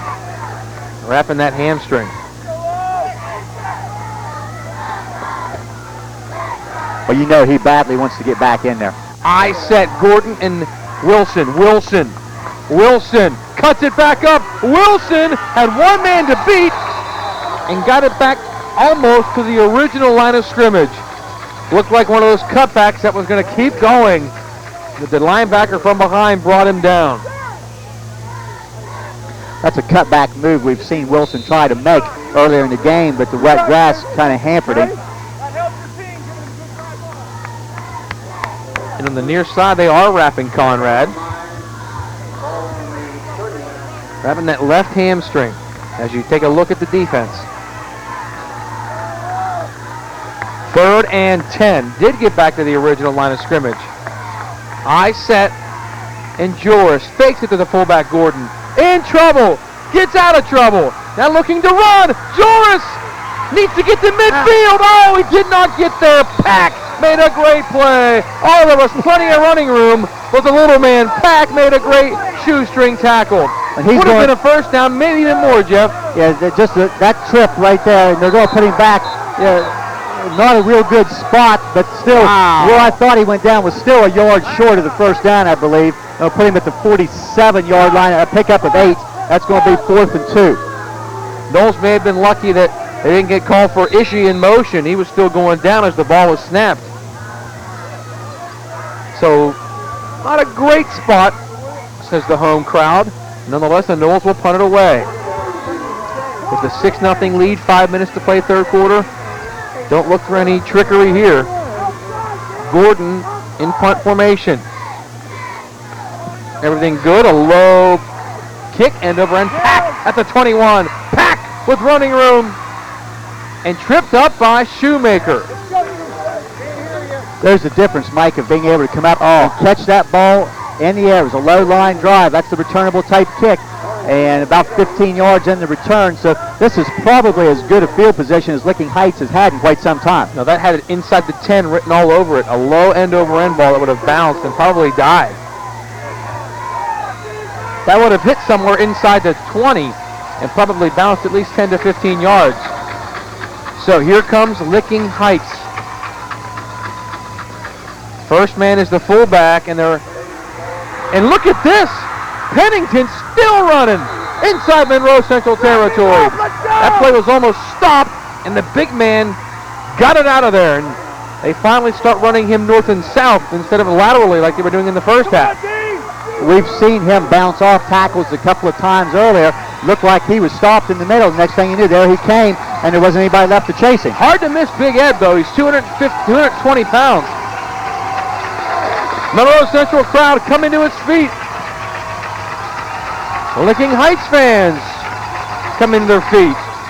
Straight drop, a pass, floating towards the receiver who ran it in, and the pass was thrown out. Becker under extreme pressure, and Schaber was there applying the pressure. The Knowles getting a great push up front. Well, they're doing a nice job putting pressure in. The quarterback has been hit hard a couple of times, and that ball really never had a chance and was overthrown by quite a distance. Looks like an end-over-ender going out there. And you can really see that Licking Heights is not real comfortable throwing the ball. Now, they have shown they will do that. They have tried 6 passes, but they're 0 for 6. Becker turns and hands. It's Pennington. And I think Coach Bill Giffen is saying, hey, it's getting late. I'm going to my man. Pennington, who led them to 5 straight wins before breaking his foot and missing the last 5 games, returning to action. With him, they won 5 in a row. Without him, they lost 3 of 5, including the last 2 games coming into tonight. Not many teams lose their last 2 games in Ohio and get into the playoffs. Licking Heights did. But what that did was cost them an opportunity to play at home tonight, force them to make this long 2.5-hour trip to play. But they are still playing. And I'm sure they're happy with that. 3rd down 7. In the gun. Down the near side, Ishii covering his man. Out of bounds. Becker's pass was out of bounds, but caught. Well, Licking Heights fans on the far side not having a very good look at that. They're cheering pretty hard over there, but as we could see from our angle, he was out of bounds by quite some distance. And look at this, they're punting the ball. A little bit surprised by that, but it is 4th down and about 7. Field position. If it had been a little less than that, they may have considered going for it. But as you say, field position is a key. They want to bury the Knowles and hope for a turnover on defense. You may look for a fake. Monroe has to catch this punt, I think. The return is on. Ishii going to let it bounce. What a great kick. Goes out of bounds at the 10. Good kick that time by Rolandhagen, and what a job the punters have done tonight. Well, that was a nice job kicking the ball to the side. You said, Monroe Central needs to catch the ball in the air, but it was angled to the side. He didn't have an opportunity to come up and catch the ball, and was able to get a nice roll. So this is probably the poorest field position that Monroe Central has started in, with the exception of right before the half when they ran one play just to kill the clock. Well, that's what Bill Giffen wanted to do, punt the Knowles back deep into their own end, let his defense make a play. Monroe Central's defense made a play, forced a fumble, and the Knowles scored in the first quarter. Similar to this end, and it's fumble on the snap. Ball loose. I think Joris got it back. Oh, my. Whew. Lost some yardage. And big sigh of relief on the near side. Funny things that happen when you punt the ball deep into someone's end. On the wet conditions, I'm sure that went into Coach Giffen's decision, as maybe he could get a break, and just very close to getting one right there. Fortunately, Monroe Central able to fall back on the football. Loss of about 4. They're back at the 5-yard line. They need to get some yardage here before they punt. Joris on a quarterback keeper. Goes nowhere. Runs right into the big man, Josh Joseph. Under 3 to play now, third quarter. Knowles clinging to that 6-0 lead. And things are getting a little tense late in this Division 5 Region 19 playoff game. Of course, the Knowles need to win this game and figure out, if they do win, where they will be going. Heard Crooksville thrown out. Could be playing in Cambridge somewhere. And if that would be a Monroe Central Chesapeake matchup, Chesapeake. Very likely that could be in the area of Athens. From his own end zone, Joris has to get out of there. Does. Look at the pursuit of Hornets. Finally down at the 5. Woo, did he get out of his own end zone.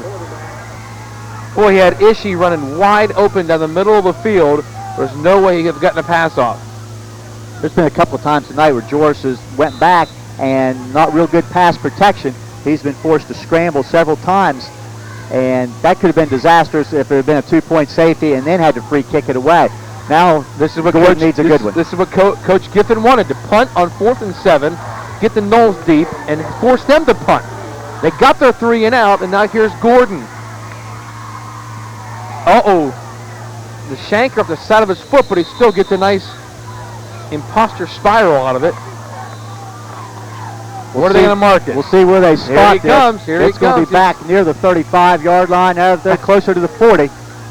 So that was not as bad as what it looked when it came off the. Because I could see that ball being placed at the 30-yard line.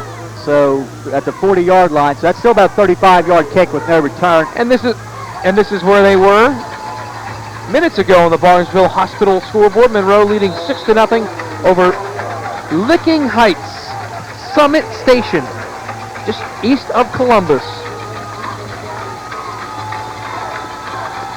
And this was almost the same position they were in, Jeff, when they punted on 4th down. And just a minute or so went off the clock when Monroe had the football.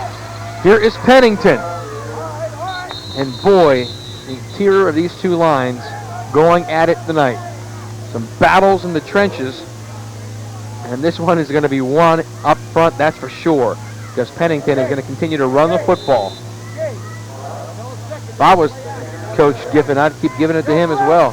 Well, they talked about Licking Heights not being real big. I look out there now and see the one offensive lineman there, number 78, James Mulkey, at 5'9", 240.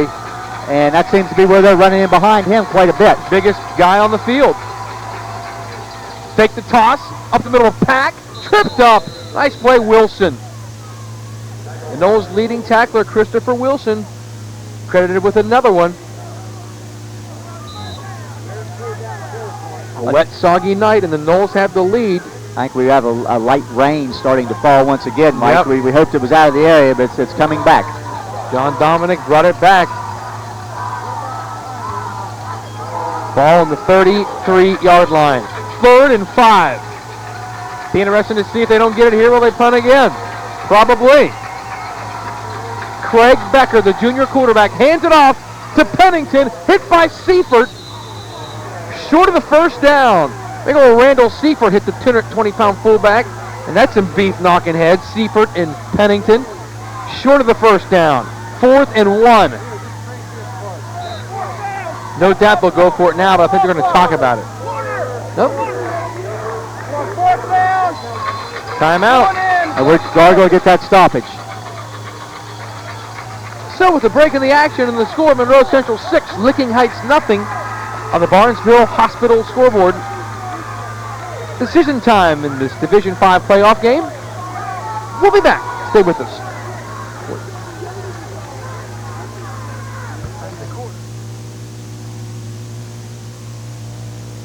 Good luck to the Monroe Central Seminoles in the Ohio High School football playoffs from Reesbeck's Food Markets.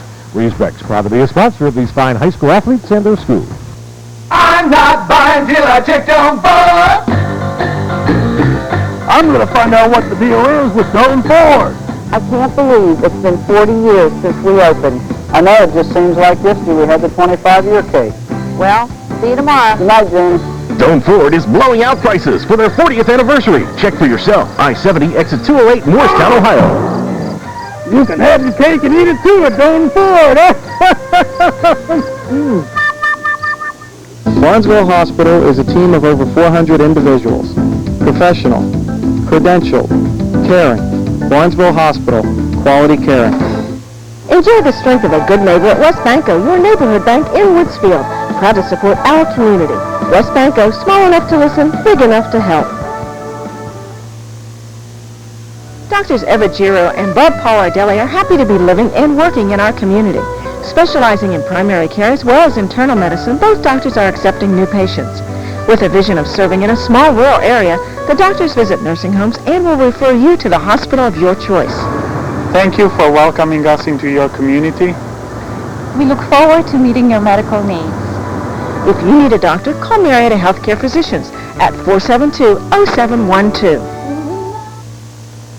Ormet Credit Union is exploding with membership opportunities. Anyone living, working, or attending college in Belmont or Monroe counties can join Ormet Credit Union. You can celebrate our expansion whether you're college-bound, raising children, or nearing retirement. Just some of the financial services now available to you include mortgage, car, and home equity loans. Stop by our locations in Clarington, Hannibal, or St. Clairsville for your membership application. And celebrate your financial options at Ormet Credit Union, because our commitment is you. Hey, welcome back to Woodsfield. Mike Anthony, Jeff Stevens on the Barnesville Hospital scoreboard. 6-0 Monroe Central. How big is the missed extra point? Maybe we'll know in the next 12 minutes. Or will it even matter? 4th and 1. Huge play. Pennington stacked up by Shoemaker. Depending on the spot, be really close. Needed to get to the 30-yard line, and I think he's getting a great spot. But I don't think he has it, Mike. I think he's getting a great spot, Jeff. The official on this side looked to be a little bit short, but the person closer to the ball puts him inside the 30, and that's look where the ball is. It's on the 30. Wow. Ishii seems pretty confident it's on a first down. It's a game of inches, and we're going to see just about how many inches. Oh, my. Okay.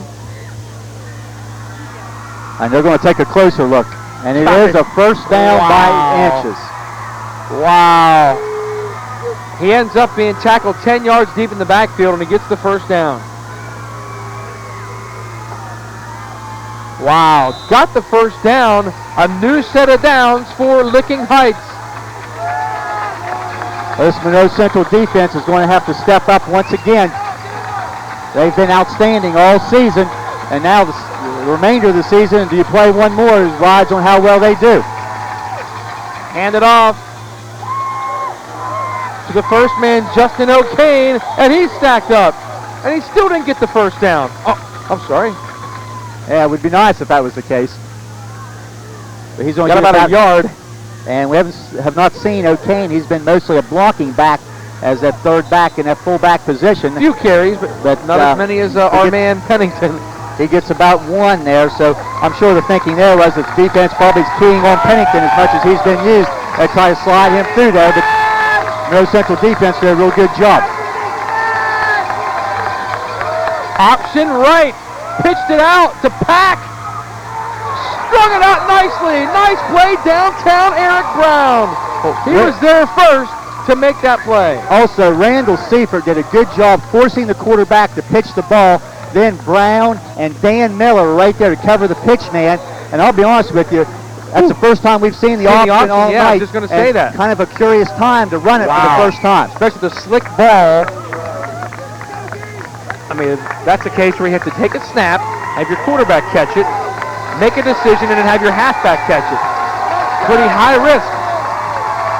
3rd down, 10. Pennington lined up in the backfield, but they're going to throw. Looking towards the corner, into traffic, knocked away. I think that was the case where the Licking Heights player was playing defense. A lot of black shirts around one white jersey. I'm not sure if that may have been Brown or Ishii there that were able to knock the ball away. It was Brownie. But the offensive player, I think, knocked it out of bounds, fearing an interception. But watching this team on 4th down here for Licking Heights, watching this team pass the ball, it's amazing that they finished with a 7-3 record. Well, you look at their stats. This quarterback only had about 390 yards for the season. That's 39 yards a game. Wow. But obviously some success running the football. 4th down, 10. Trip to their left side, handed off to Pack. He can't get out of the release of Randall Seifert, and the big senior, one of the only 3 seniors on this team, makes a huge play, and that stops the Licking Heights drive. In a situation like that, Mike, is when you want to see one of your veterans step up and make a play. As you say, 3 seniors on that defensive unit, and there's one of them in Seifert, was not fooled by the misdirection, making the play. No gain, maybe a half a yard, and that turns the ball back over now to Monroe Central, and they need to be able to get some yardage, if nothing more, take some time off the clock. That play scared me because the Monroe defense was spread out in those misdirections. If you've seen a lot of football, those can go a long way. Here's a little trap action, and Wilson is running with the football. Doesn't go out of bounds, puts his head down, gets a 1st down. 155 pounds, taking on all comers. And that's a big he looked first a little down. bigger than that, but he knew he wasn't going to go out of bounds there. Ran right into number 11, Mike Sahlberger. Got the 1st down. Rejuvenated team here at Monroe Central. Well, a lot of times after a big defensive stand, the offense builds on that emotion because it's the same kids on the field offensively as what was there defensively, and they need some more yardage here to turn this field possession. The bone, and it's Gordon surging forward. Is Monroe Central taking the momentum and putting it on their side up front. You know Licking Heights is going to stack it in there again. Look for the Knowles to hit him with a big pass play pretty soon. Well, after a couple of successful runs, I would not be surprised with a little bit of play action and going downfield. But if you can still gain some yardage running the football, because that's taking precious time off this clock. And look at this running formation. Wing right Brownie. Hand it off. Wilson. Stepping through a tackle. Wilson backing up towards midfield. Needs to get to the Hornets 48 for a 1st down. So 3rd and about 3. Boy, big play from Monroe Central. Well, at this point in the game, every time you record a 1st down, you can probably take about 2.5 minutes off the clock as you run your next 3 plays. 8:33 on the moving clock here in Woodsfield. It's the Monroe Central sideline. Same formation. Maybe a play action here. Quick toss. Wilson. Depending on the spot, he'll have to get the 1st down. Got a great spot. 1st down, Monroe Central. Short side toss sweep. Got the 1st down. Well, just when everybody probably thought going to the wide side of the field, and you can see it's a little muddy on the sideline there as Wilson found the mud there and maybe got a little bit in the face and in the helmet, but I don't think that's going to slow him down. Half playoff football. 1st down, Monroe Central. Same play call, or same formation. Just a toss sweep. Now, he did go out of bounds there, but at that point in time, that's not real important. The 1st down is the key, and Wilson did a great job getting forward to get that 1st down now at the Licking Heights 47-yard line. With 8:15 to play in the game, the Hornets packing 9 in the box. A little delay to Wilson. Got back to the original line of scrimmage, and that's about it. This is setting up to be a home run pass soon. You can almost feel it. You've seen more Monroe Central games than me, although this year I've seen my fair share of at least 5. So you know the legendary coach Jason Costa with 220 wins has something up his sleeve. You know he doesn't want to give Licking Heights anything, especially with the lead. But I think if he's going to do it, now would be the time on 2nd and 10 rather than 3rd and 10 when it's more expected. Well, the flats are open too. Looking that way, Joris in major trouble. Flag down. Joris, huge gain. 2 flags are down. Fumbled the football. Did Licking Heights recover? Sure did. check these penalty flags. There are 2 of them, and I think they're both on Monroe Central. Way away from the action, too. Well, that play... I think Joris is up. Somebody's hurt. The play was going to come back, but Joris didn't know that. He's fighting at that first down and fumbles the football. Second Monroe Central turnover. As you say, I'm pretty sure both of these penalty flags are going to be on Monroe Central. One's on T.J. Stevens and Schauber, the other one. Oh, 85, or not Schauber, Miller. Oh, I'm sorry, Danny Miller was the injured Knoll.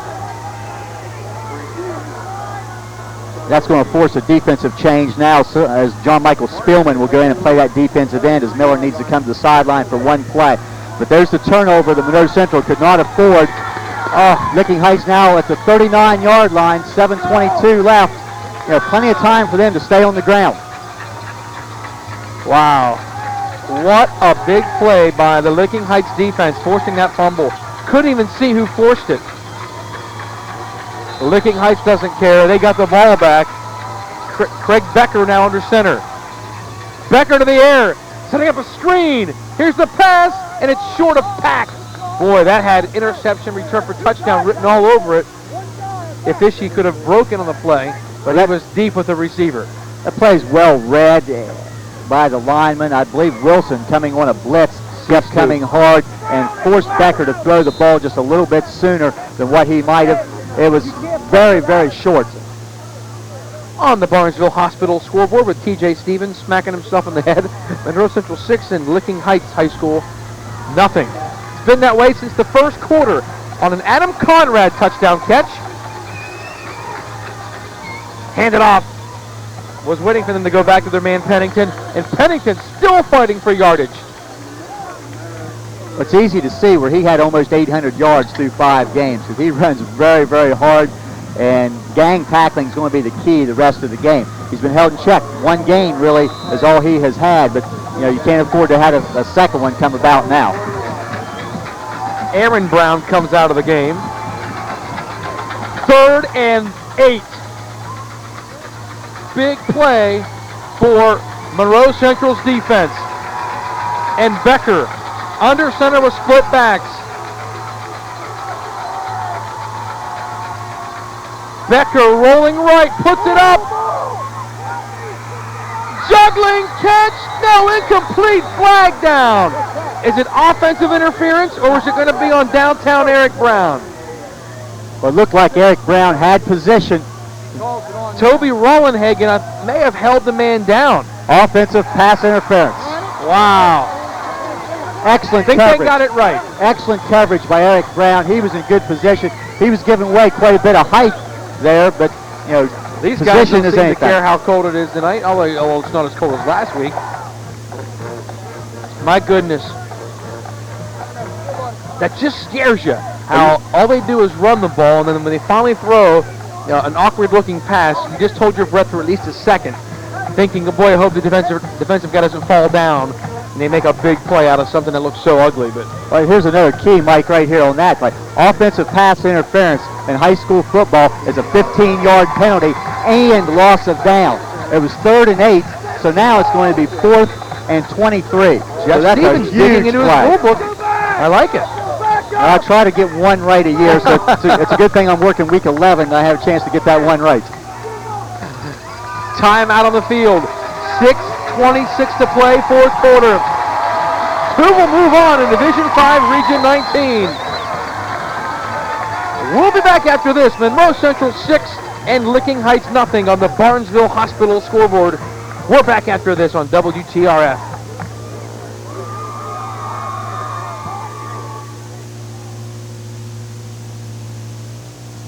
Good luck to the Monroe Central Seminoles in the Ohio High School Football Playoff from Riesbeck's Food Markets.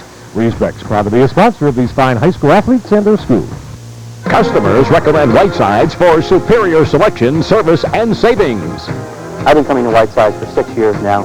Thoroughly enjoy all the vehicles they've ever put me in. Salespeople are very helpful. I'd highly recommend Whitesides to everybody. Whiteside has the best selection of new and used vehicles. They are trustworthy. Their prices are the best you can find anywhere, and I would recommend them to anybody. Real customers, real satisfaction. Whiteside Auto Dealers, St. Clairsville. Career opportunities abound. Discover yours in the field of early childhood development. Winter quarter classes for those interested in a career working with young children begin at Belmont Technical College January 2nd. Check the schedule on our website. Call today. Our country is strong.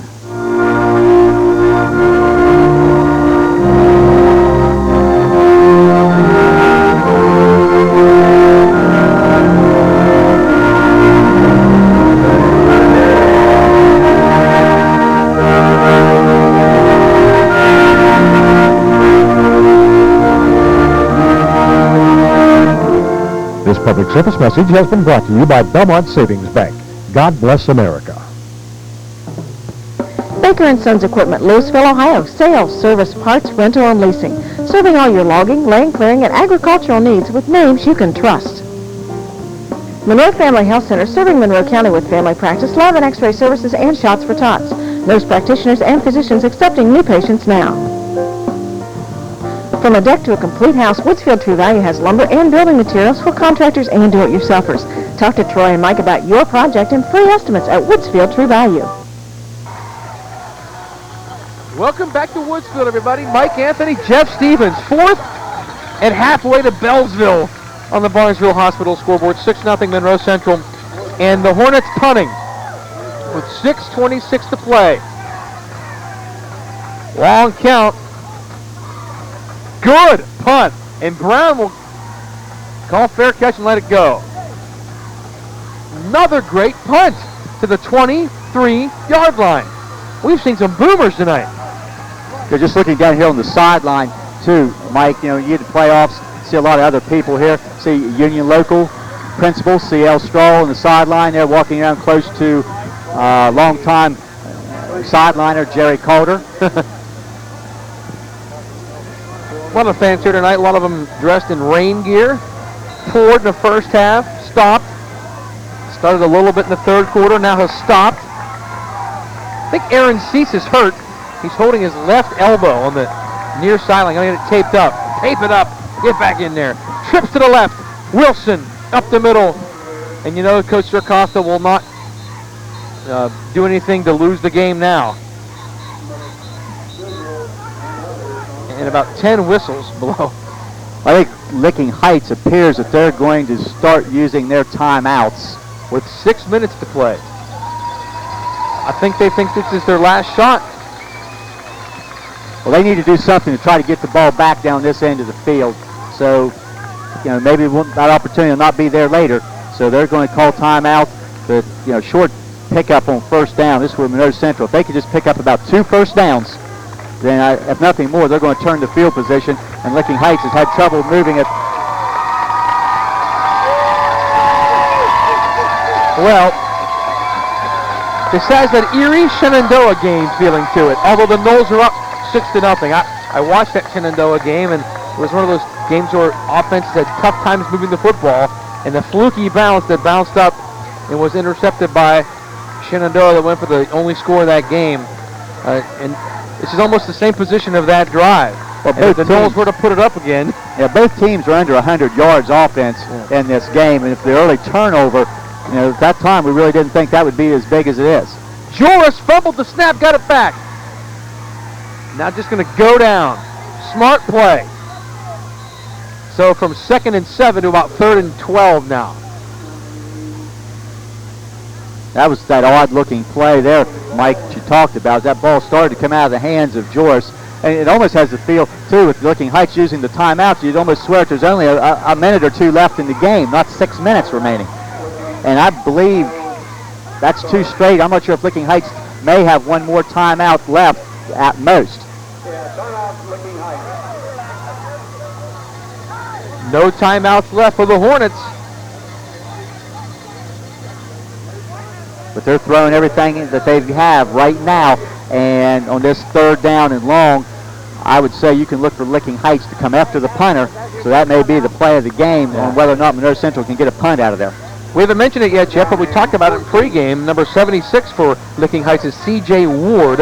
And a lot of folks around this area know that name really well, right? Right. You know, his dad, Cliff Ward, is a graduate of Bellsville High School, and his grandparents, Jess and Melba Ward, still reside near Bellsville. So a little bit extra interest. I guess there was some Go Hornets signs around the Ward residence over in Bellsville. Third down, quick toss. Wilson running with the football. Seifert trying to get out there. And look at Pack make a play with a flag. I think they'll get Seifert for a hold. And I would say in this situation too, Mike, if that is a hold, that will be declined and create a 4th down play. And they're talking to Licking Heights and their defensive captain, there's Chris Shannon, and that is a call. Wilson was able to get out near the 22-yard line. Declined, Jeff, so the Noles will punt. And how about the speed from Pack? This kid can play. Little guy who's back to receive the punt. Bill Pack, 5'5", 160-pound senior. Well, I'll say that the pursuit of those inside players for Licking Heights has been very impressive in this game.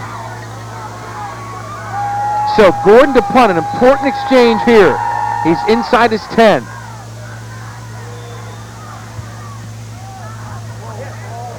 Looks like a shin ball taken by Pack at the 43, and it gets out of bounds near midfield. So 5:43 to go. Great coverage by Shoemaker, flying down there to knock him out of bounds.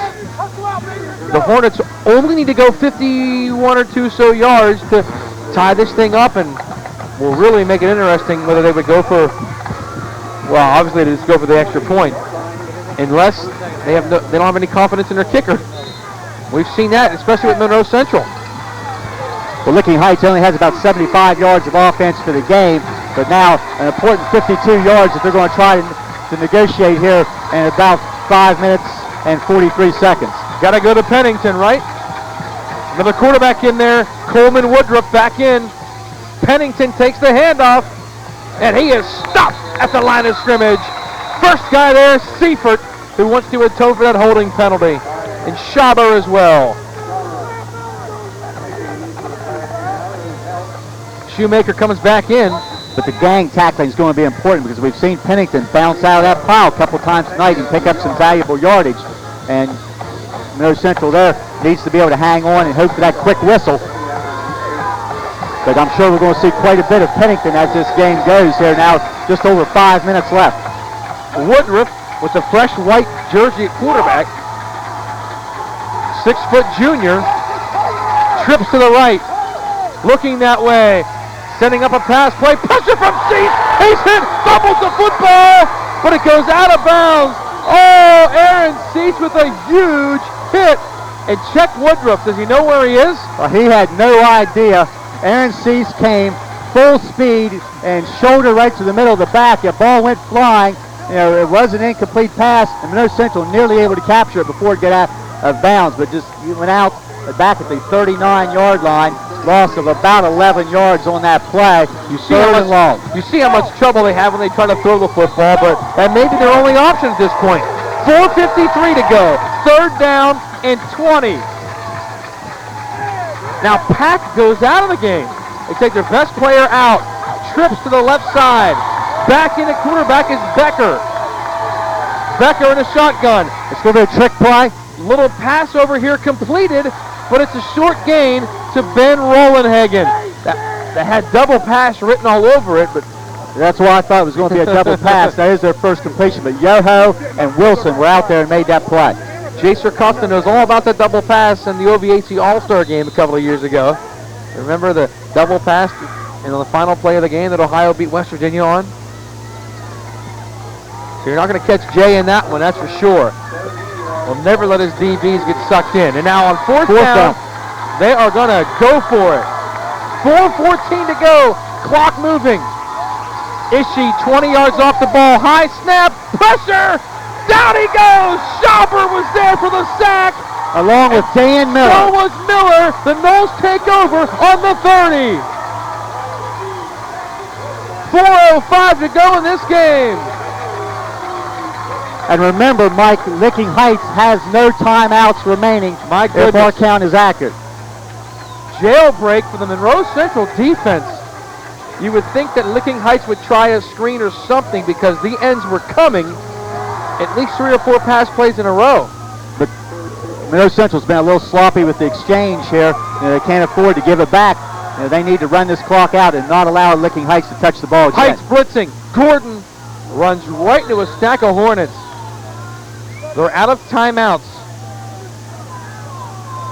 Knowles in no hurry to get up off the pile. And this is where somebody on the sideline needs to be aware of when the ball is being marked ready for play. Use up as much as that 25 seconds as possible before they snap the ball. A la Bellsville last week, waiting till the last second to snap the ball. Someone has to have a stopwatch on the near side, and it's Coach Shoemaker. Coach Shoemaker and Coach Sircosta right there giving the signal. Michael Joris looking over. Now go. Look at the Hornets blitzing. Up the middle to Gordon, no, Wilson, but a flag flies. Threw it right at Tyler Shoemaker. Yeah, this is something too, Mike, that you kind of concern yourself with because you have officials from different parts of the state. To me, in 10 weeks of football, I bet I haven't seen half a dozen holding penalties called all season. And now we've had about 3 or 4 here tonight, but officials from other areas maybe concentrate on certain things. And, here we are now, and that's going to cost Monroe Central some yardage that they really need to keep that clock moving. And it looks like the penalty will be declined, which is probably a good move here because the down's more important to Licking Heights. Yep. 3rd down, 11. Will the Knowles dare put it up? Miller comes out. Is Conrad back in there? No. Kenny Robinson, Eric Brown, and Ishii. And the slot is Wilson. They love him out of the backfield across the middle. Joris, little inside handoff to Gordon. Oh, he couldn't get out of there. Sharber didn't hold his block just a split second longer. A little bit of a high snap, too. Yeah. Was able to throw the timing of that play off. So the Knowles don't even try to put it up. They will maybe here on 4th down. That's a good point, too, Mike, because the clock's going to stop if you do not get the 1st down, so you might as well throw the ball if you have a good passing play. Oh, yeah, on 4th, right. There needs to be a safe pass, not something out in the flats where somebody could jump in front of. Watch Wilson. They love him out of the backfield. All lost Shenandoah, as you mentioned, is that's how the Zeps scored a touchdown to beat Monroe Central earlier in the year. Although he's in the eye, there's a wing back to the right. Joris hands it off. Wilson sweeping left. Oh, can't make a cut. Want a face mask. Jay wanted a face mask, but I think he had him around the throat. So the Knowles will turn it over on downs. 2:09 to play in the game, and that 6 looks awful good, as I've been saying all night. And they're going to have to go a long way to tie it up. And you know that the defensive backs better not get beaten. P.J. Stevens is in the huddle telling them right now. At the time, you really didn't think that 6-0 score would hold up, but it sure has. But look for these defensive front people just to tee off and go. They put some great pressure on. And Crickett's getting nervous here in the press box. Here's more pressure. Schaber. Oh, but he gets out of there. Look at this play. Oh! Craig Becker took a shot. The little man, but he bounced right up. Well, he gained 7 yards on that play, Mike, and was able to get out of bounds after looking like he was going to be sacked. Cease from the other side there to make a stop. 1:59 on the clock. One more stop by the Monroe Central defense. They've been asked to do it all year. And look at Licking Heights. A little bit of confusion. Is there? Are we going to the line? Are we going to the huddle? Or what's going on? Got to hurry. But the clock is stopped. Delay a game penalty here. 2nd down and 4. Spread them out. Becker. Complete. Making a big play is Wilson. Depending on his forward progress. Oh, and a flag comes in late. A flag came in late. And then he picks it up. The official picked it up. I thought we were going to have an unsportsmanlike on somebody, but then the official picked it up. I think there's something going to be assessed, and Monroe Central players are applauding. That's probably going to be a dead ball foul, so they'll check and see if it was a 1st down and then assess the penalty. A lot of extracurriculars back there away from the play. It is a 1st down. Wow. And a dead ball personal foul against Licking Heights. Wow. Jack Van Reeth, the referee, right there to make that call. It had to be something someone said. Now they we'll see where they set the chains and make sure they get this correct.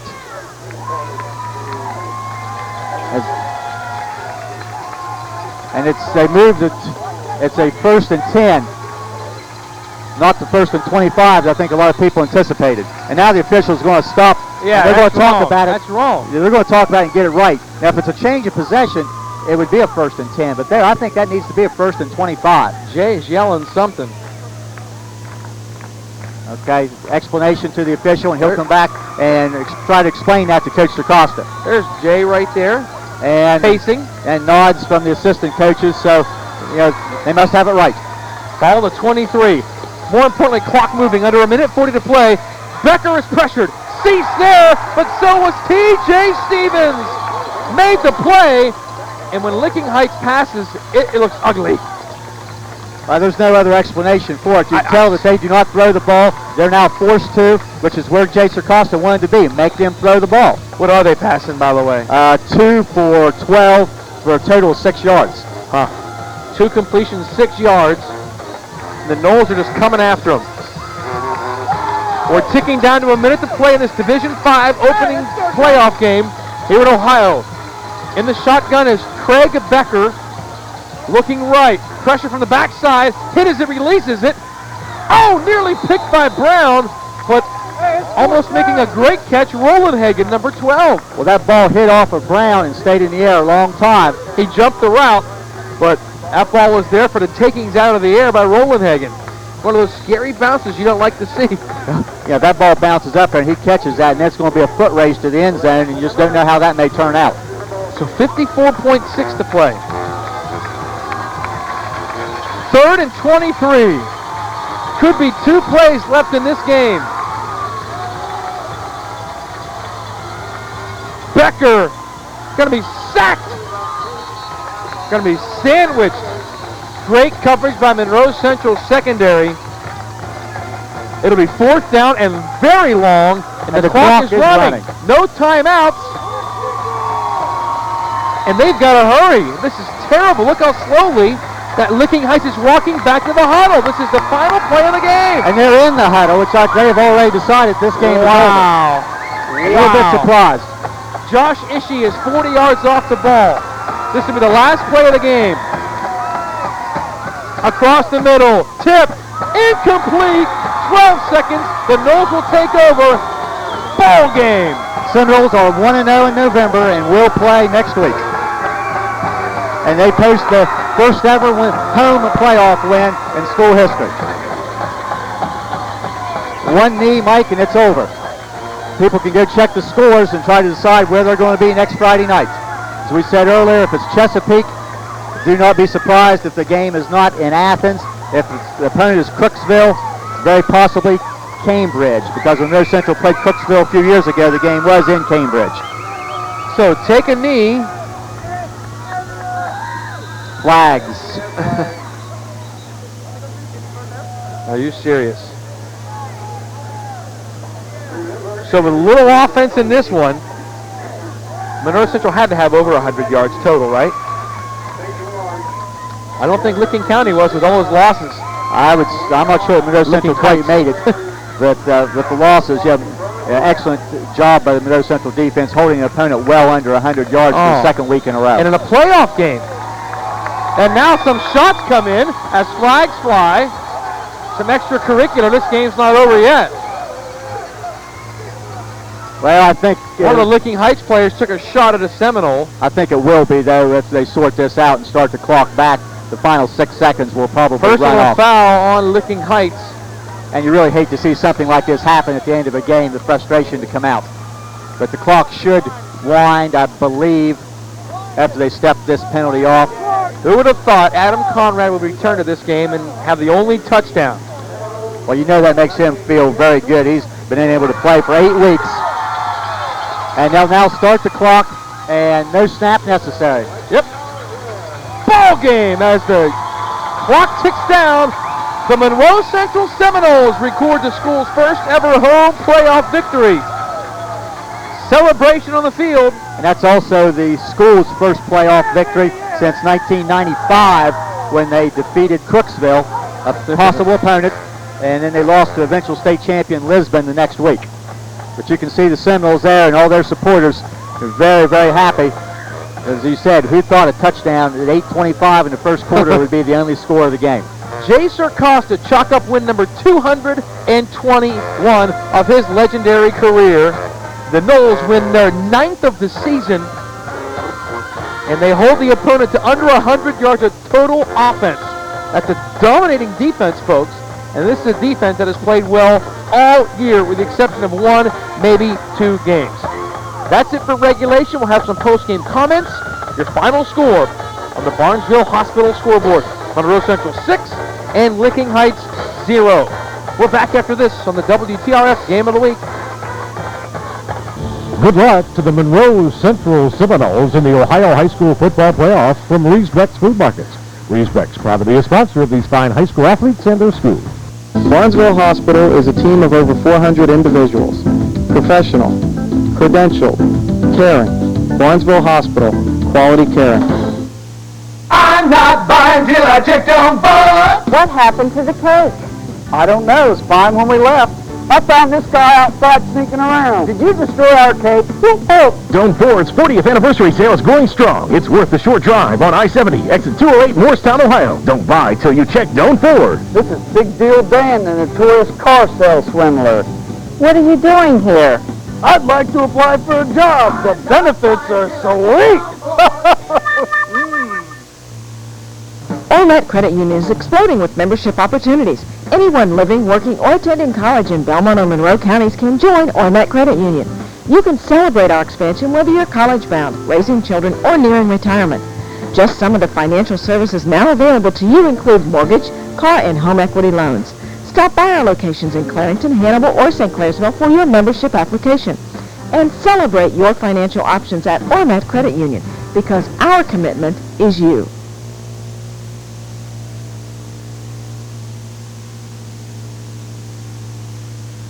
Hey, welcome back to Woodsfield. Monroe Central's moving on to the postseason. They defeat Licking Heights tonight 6-0. I'm joined by Jaser Costa.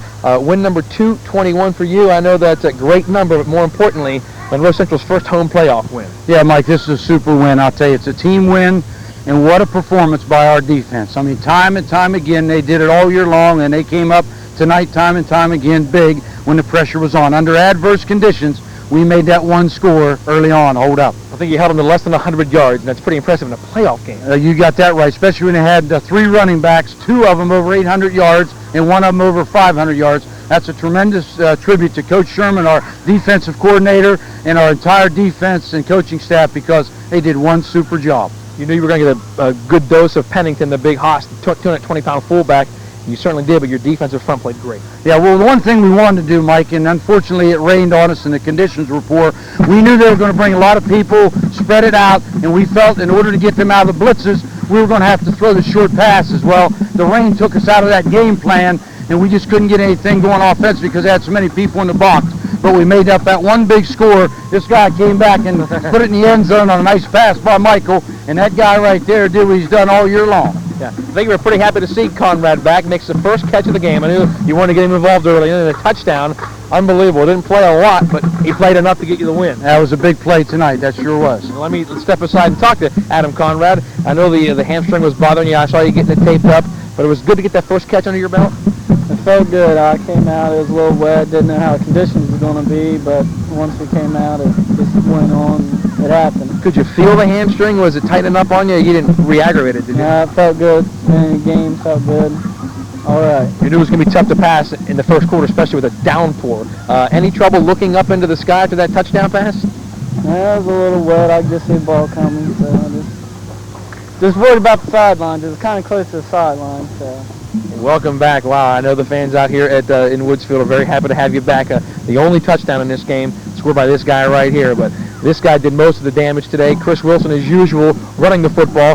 Didn't have 100 yards today, but it was all over the field defensively again, and you ran the ball pretty well, even when they put 8 guys in that box. Yeah, defense really stepped up. The conditions are here didn't let us run the ball in our game plan, so our defense stepped up, and we got what we could have done on offense, and Adam made a really good catch, and we're going to the second round playoffs. Unbelievable, with only 3 seniors on this team, and you're past the first round of the playoffs. Yeah, we only got 3 of them, but they're 3 good guys, and we hope to keep them up and keep them going, and next year we'll step it up even better. All right, guys, thanks a lot. Enjoy this one tonight. Coach Costa, we'll see you next week, buddy. Thank you. All right. Jeff Stevens, a final comment, because the Noles played great defensively. 6-0 the final score, and I kept saying that 6 may hold up. Well, you called it right, early in the game, and at the time you kind of thought, well, things will turn around, but it might have been interesting to ask some of those defensive guys, and especially there, Chris, just what the strategy was to try to tackle the big boy. But they did a great job, and he only broke 1 gain of decent yardage. And Adam Conrad's been telling me for the last 8 weeks, I'm going to play this week, and he finally was able to, and then he came through in a big way. We'll see how healthy Conrad and the Noles are next week. A big physical game tonight against Licking Heights, but more importantly, the win for the Noles. And we'll be with Monroe Central wherever they are next week, and we'll know after all the games shake down this weekend, maybe in Athens, maybe in Cambridge. We don't know. Maybe an opponent the Noles have played in the past. So we'll figure it out.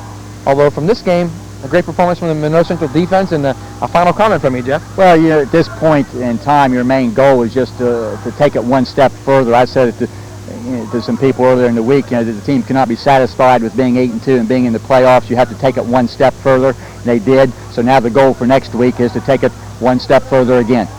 Be nice for the folks out here in Woodsfield who are all the way behind their team, and standing in this rain tonight, they're definitely diehard fans. That's the way it shakes down here from Woodsfield. We've got to go. The Noles win it 6-0 over Licking Heights, who was making their first ever playoff appearance. They're gone. The Noles are moving on with a 6-0 victory. Thanks to all the folks in the truck. And for Jeff Stevens, I'm Mike Anthony saying so long from Woodsfield. Once again, the final score, Monroe Central 6 and Licking Heights 0. You've been watching this exclusive presentation of WTRF Sports. Good night, everybody.